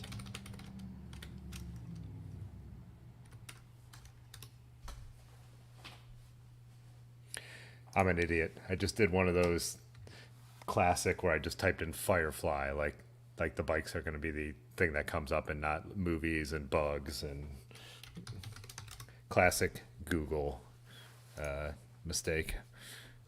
Google bloopers.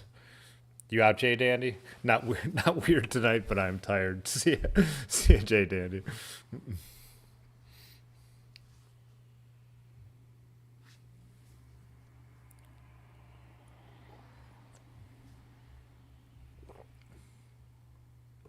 Let's see, where's there? Okay, bicycles.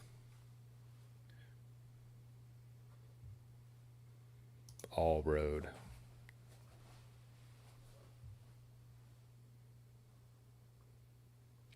Complete custom bikes, $7,000 to $10,000. Custom titanium frame set price, $5,200. Custom titanium carbon frame set price, $6,900. So what is TI carbon?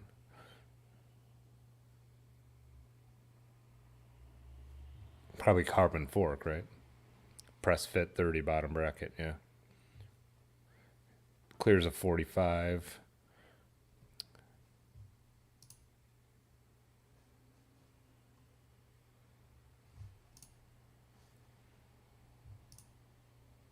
It's amazing all these companies are using Flickr. Like I've talked about, I've used Flickr. I never stopped using Flickr, but just a better way to show photos. Really good photography of their bikes too.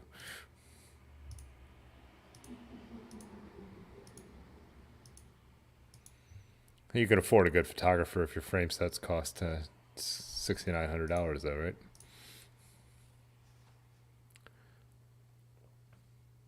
Oh, carbon with titanium lugs. Interesting.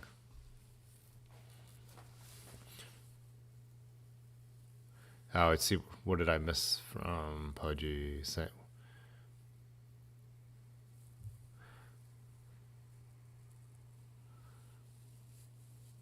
What's the devil's frame material? I don't know, probably carbon, right? I mean, it's something that has to be thrown in the trash when you're done with it. Oh, you guys, that's what you guys are saying, carbon, obviously. Yeah. Carbon with titanium lugs. That sounds kind of cool.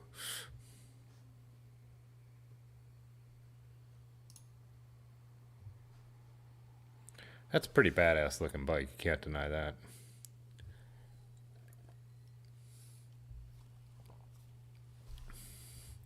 Everyone's saying Carbon is the devil.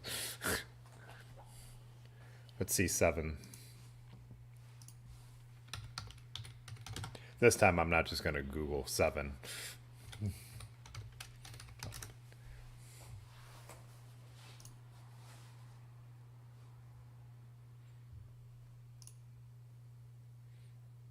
Last time we talked about bamboo, that's when Yes Yes Pork showed up, right? Which, when he started, he was hilarious because he was like, "All I'm trying to ask is, won't a panda eat your bike?" Which, a hilarious comment, but then he just wouldn't stop, right? The gravel bikes, obvious.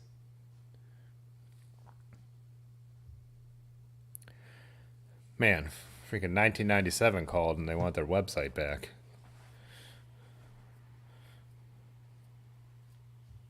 I see a photo of these bicycles.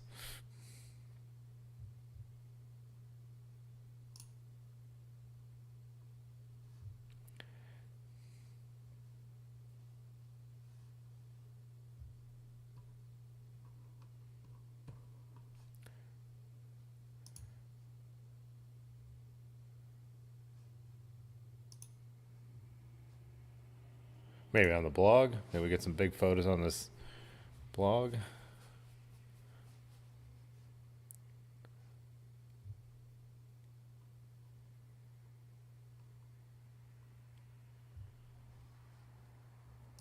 It's a little better. Yeah.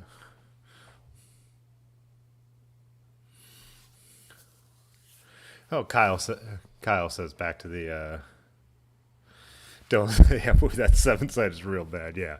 Seriously, man. That's like when I used to try and write HTML when I was first trying to figure out the internet. Yeah, Kyle Hoover says square tapers are too heavy. Who are racing? Yeah, I mean, yeah, they are on. I mean, compared to what you can do with a Holotech, and stuff like that. I mean, there is a pretty considerable difference. But I just hate the fact that modern bottom brackets have to be thrown in the trash. Like the bearings go, and you just throw them in the trash. Like, I don't know. It's optimized, like he says it was optimized for AOL. Wait, how do I go back? Like, there's not even a way out of this photo. I actually literally have to click the back button.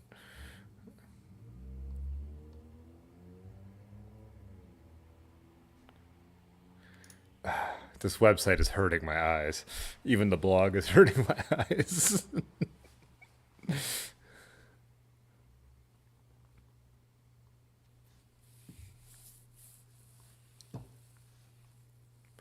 Yeah, magnesium is making a comeback, right?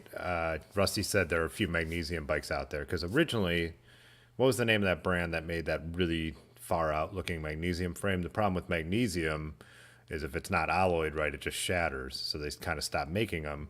But I know they came out with a new technology, and I think magnesium is starting to make a comeback. So.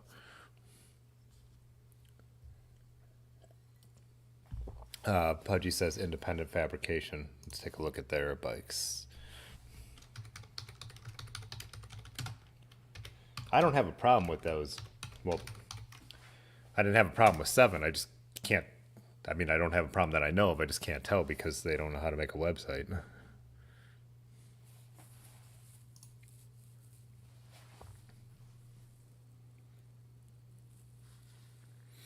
Like he says, I might use up all my 5,000 AOL hours trying to find what I need on that site. So this is let me make this bigger. Sorry guys, I changed this for YouTube earlier.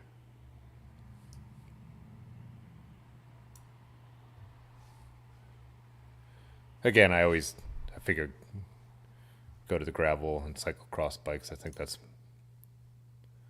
typically what most of us are into.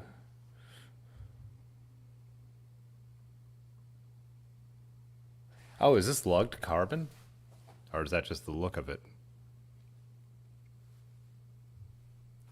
The look of it.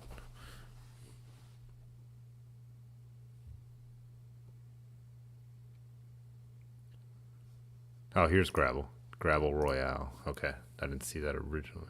Did that change? Oh, it was already there.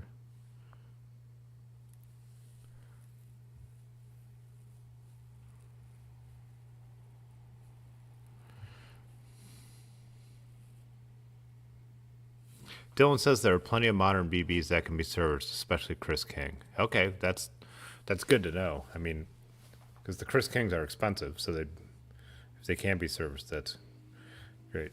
Pudgy. Aren't there titanium square taper bottom brackets? I've never. I'm not saying there aren't. I haven't seen them.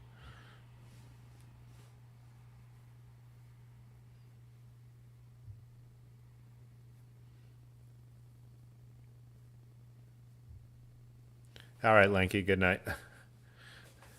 Even if there are square taper titanium, you wouldn't feel like it's. I still wouldn't. That there's still a lot of material there, right? This is definitely a cool looking bike. Is there? This is like the opposite of the last site. The last site was all text, and this site is all pictures. There's no text. Like, where's the information?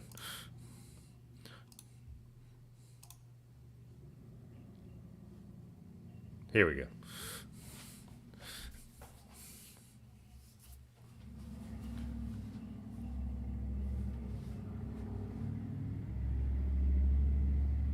Each frame set is custom molded to order. That's what you know, I think what wasn't like Calnago kind of the last holdout on the race bikes still doing custom carbon geometry, because what the C60 is still, you could still custom geometry. That's one of the things with modern monocoque, race bikes.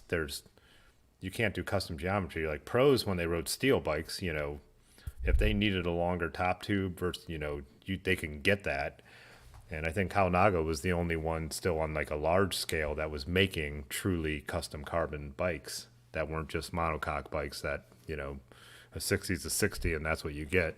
So what they're saying here, they can actually do that since it looks like they're lugging the carbon. You can still get a custom carbon bike. So these are the frame and fork, $5,500. Complete pricing depends on custom options. Yeah, obviously. So.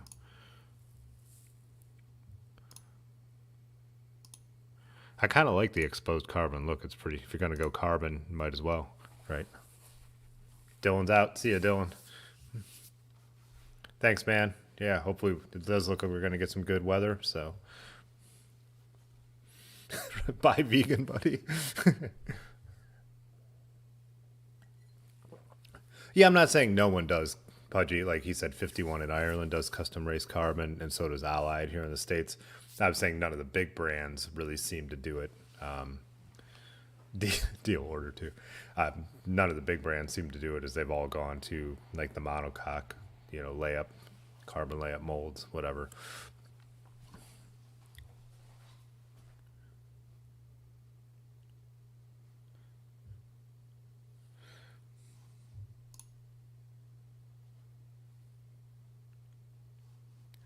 Rusty was saying VAAST, Vast is a company doing modern magnesium. Let's see what theirs look like.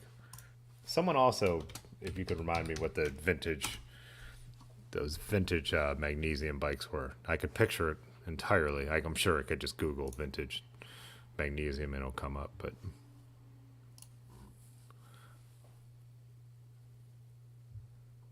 I think the GCN did I think this is why I know anything about modern magnesium, because they did a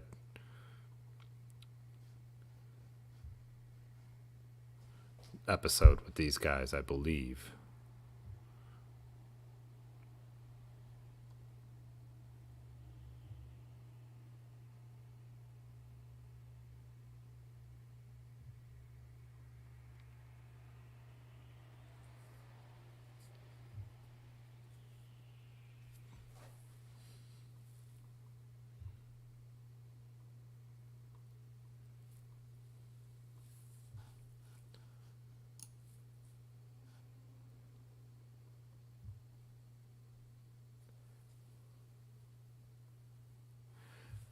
Super Mag. I think they're just like they're making the alloy with something different now. Pudgy said he posted one of the I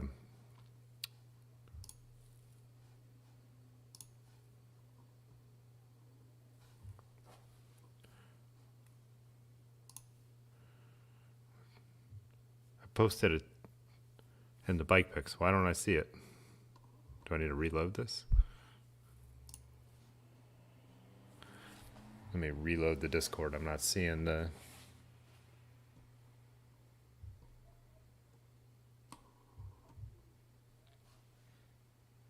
Reeb Mulk Hogan says, let's see if that was the vintage one.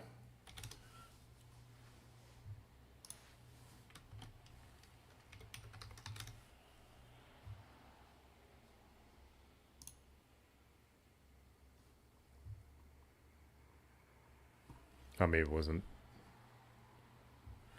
Rush said Pathless Pedal and GCN did videos on Vast.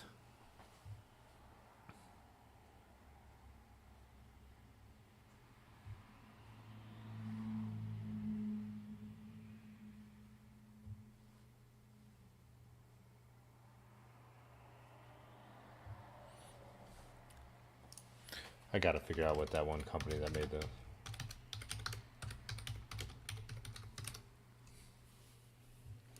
Oh, here it is. The Kirk Precision is the vintage magnesium one with the crazy looking frame. I think they did the mountain bike and a road bike. Oh yeah, they did. Let me get it up here.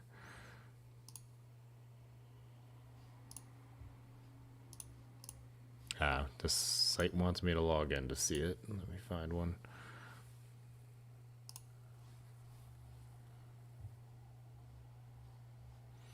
Kirk Precision. Yeah, let's see if we can find a good photo out to YouTube.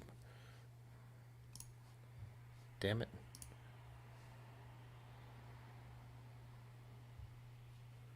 Can't I find a photo that I can make big?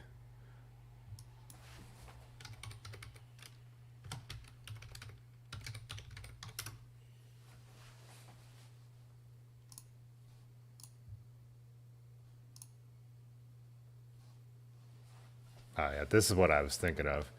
It looks so weird with that crazy looking frame, but then the vintagey looking group sets that you get on those. But yeah.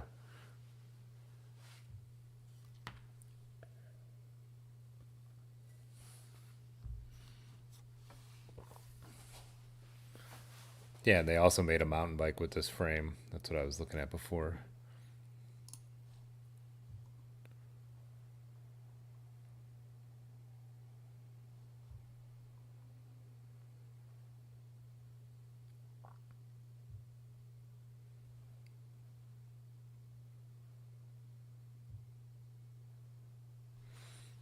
Oh yeah, that was the rumor that the bike lit on fire when it crashed.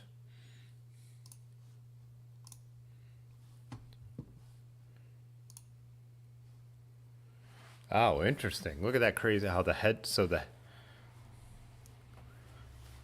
yeah, like the head tube and everything are all the titanium, and then so it's just like the tubes that are lugged and then titanium chain stays, it looks like. That's crazy looking.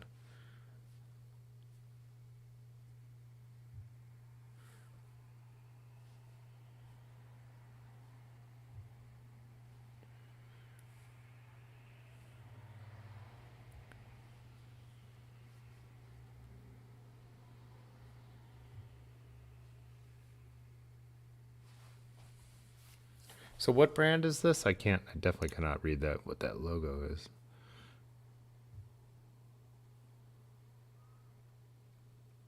Oh, is this the 7? We were looking at 7, but we couldn't figure out there.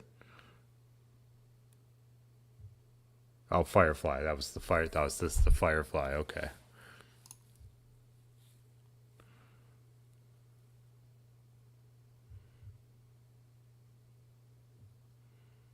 Oh, Reba's owned by Oscar Blues. I follow Oscar Blues brewery on Twitter because I just like the brewery, but they always do post bike stuff. I didn't realize they were actually making bike stuff.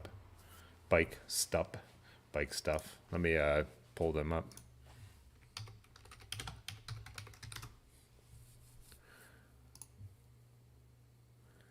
That's crazy. I didn't know that.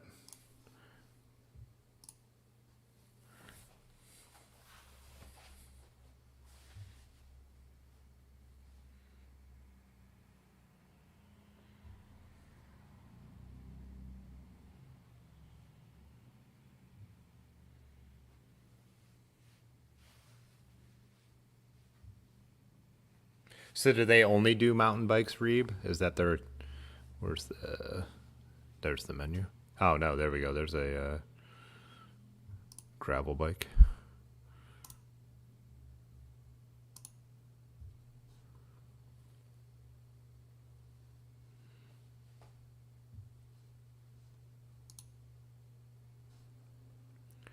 Lick Skillet.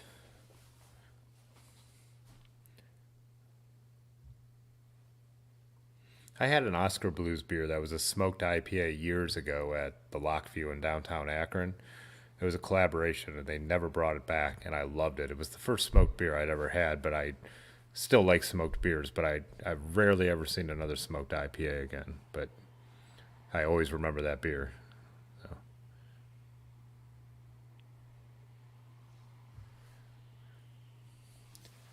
Amazing, right? Lightweight butted, heat treated steel, or select butted titanium. Triple butted steel tube set. 700 by 45. Nice. English bottom bracket shell.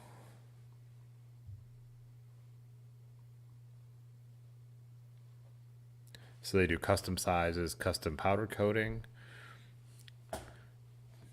internal stealth dropper routing. Nice. It seems like it starts at a reasonable price if you're not going with all the custom options. It was in the 2000s, so.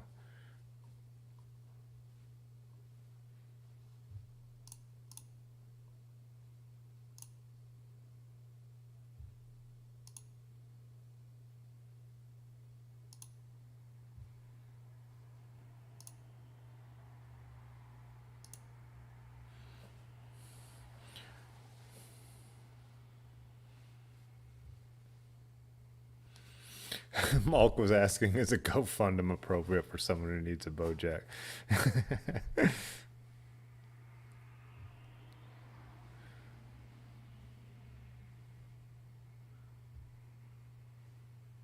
Joke's on you, Budgie. He already hates you. Nice.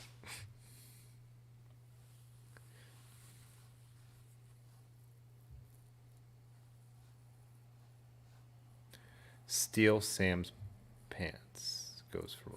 Wait, I think you meant... Let me look it up. Whoops.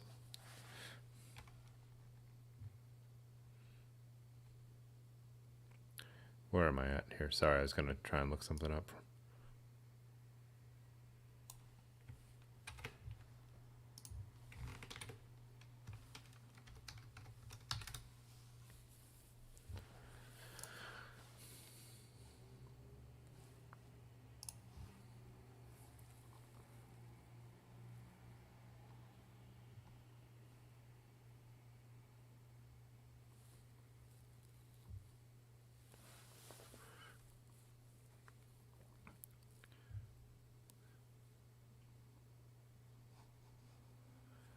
Let's see where this one... Oh, there we go.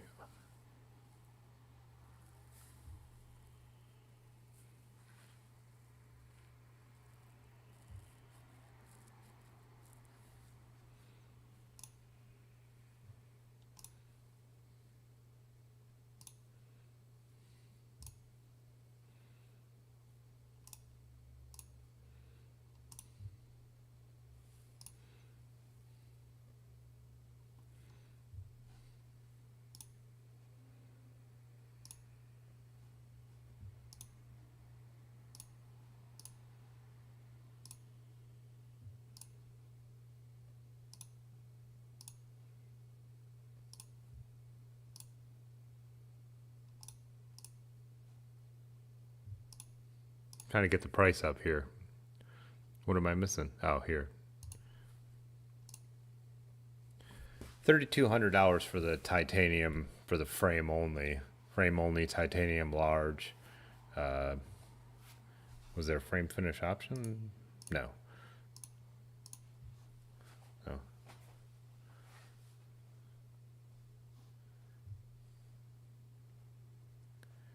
What bike did you? Oh, look up Pudgy's.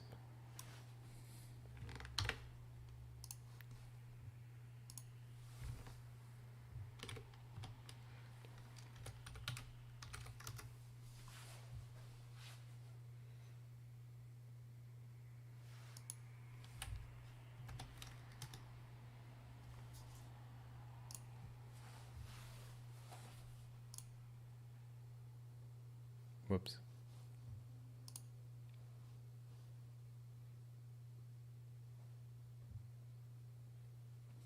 Malk said he told himself he has to reach Super Ron Near status on the Straggler before he upgrades yet again.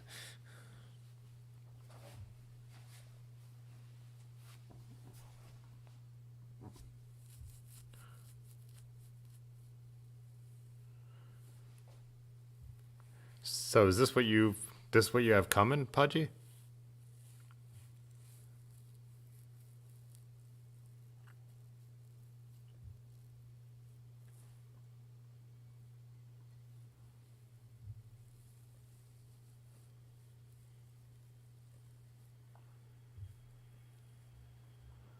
Oh, here's the specs.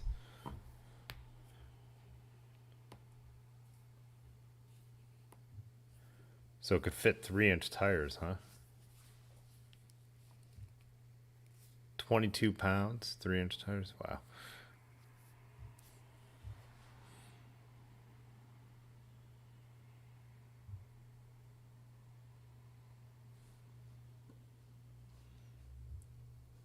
Let's go to their actual website. Or is this what?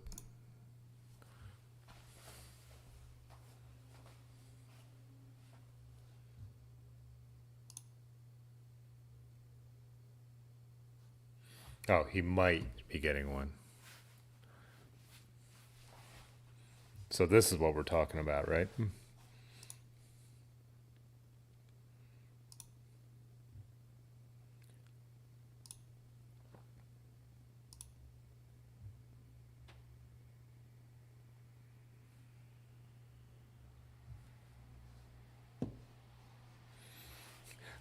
Rick, that was bikepacking.com we were looking at, not actual. This is the actual website here.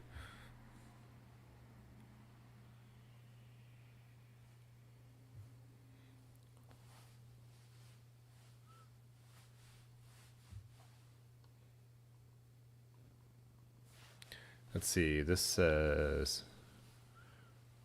fits up to a 700 by 50 or a 650.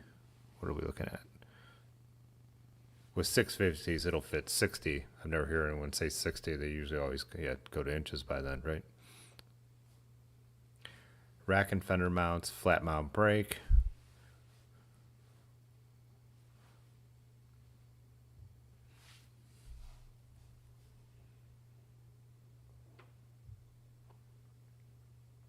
He says by might it's ordered and arriving tentatively in July. Nice.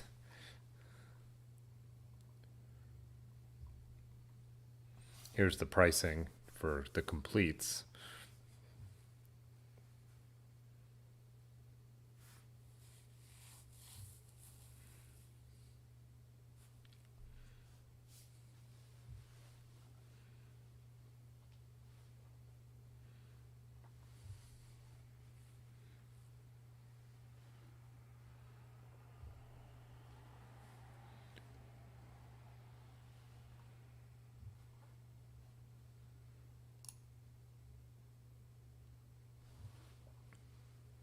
So with Rival One, it's a $5,000 bike. Oh, you could get a titanium fork upgrade.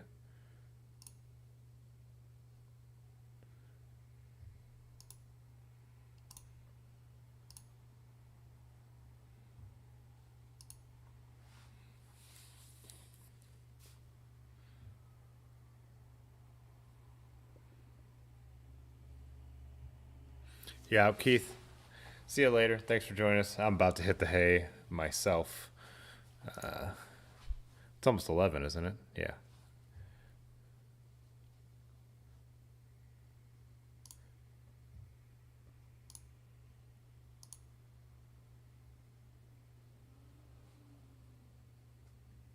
That's the Bo Jackson there.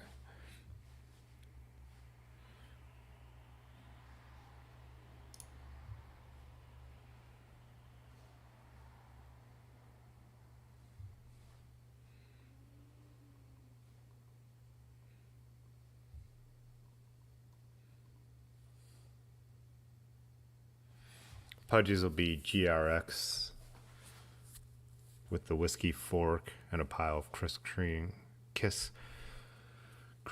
stuff. Hubs, bottom bracket, headset. Yeah, it's pretty rad.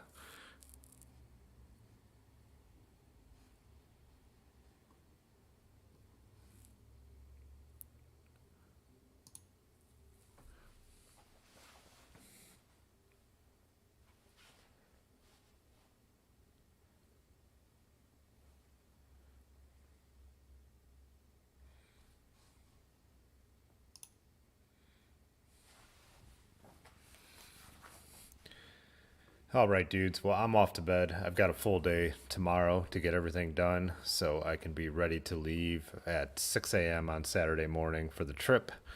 So I am going to get to getting. I do want to finish my video to post for Monday. Like I said, I'm going to try and post a members video tomorrow as well. So I got to get to that. So yeah, it's not really an early night. It's 11 o'clock here in Ohio. So. But all right, guys, thanks for hanging out. Fun to look at some really sweet bikes. I think we'll be back in time Tuesday. I'll be able to jump on here and still talk a little bit about the trip and what everybody else did over the weekend. So, oh yeah, Malk, we were showing that Chinelli the other day. All right, guys, good night, and see you next week or on the other social medias. Okay, bye. All right. Cause Yeah. this time I'm just kidding.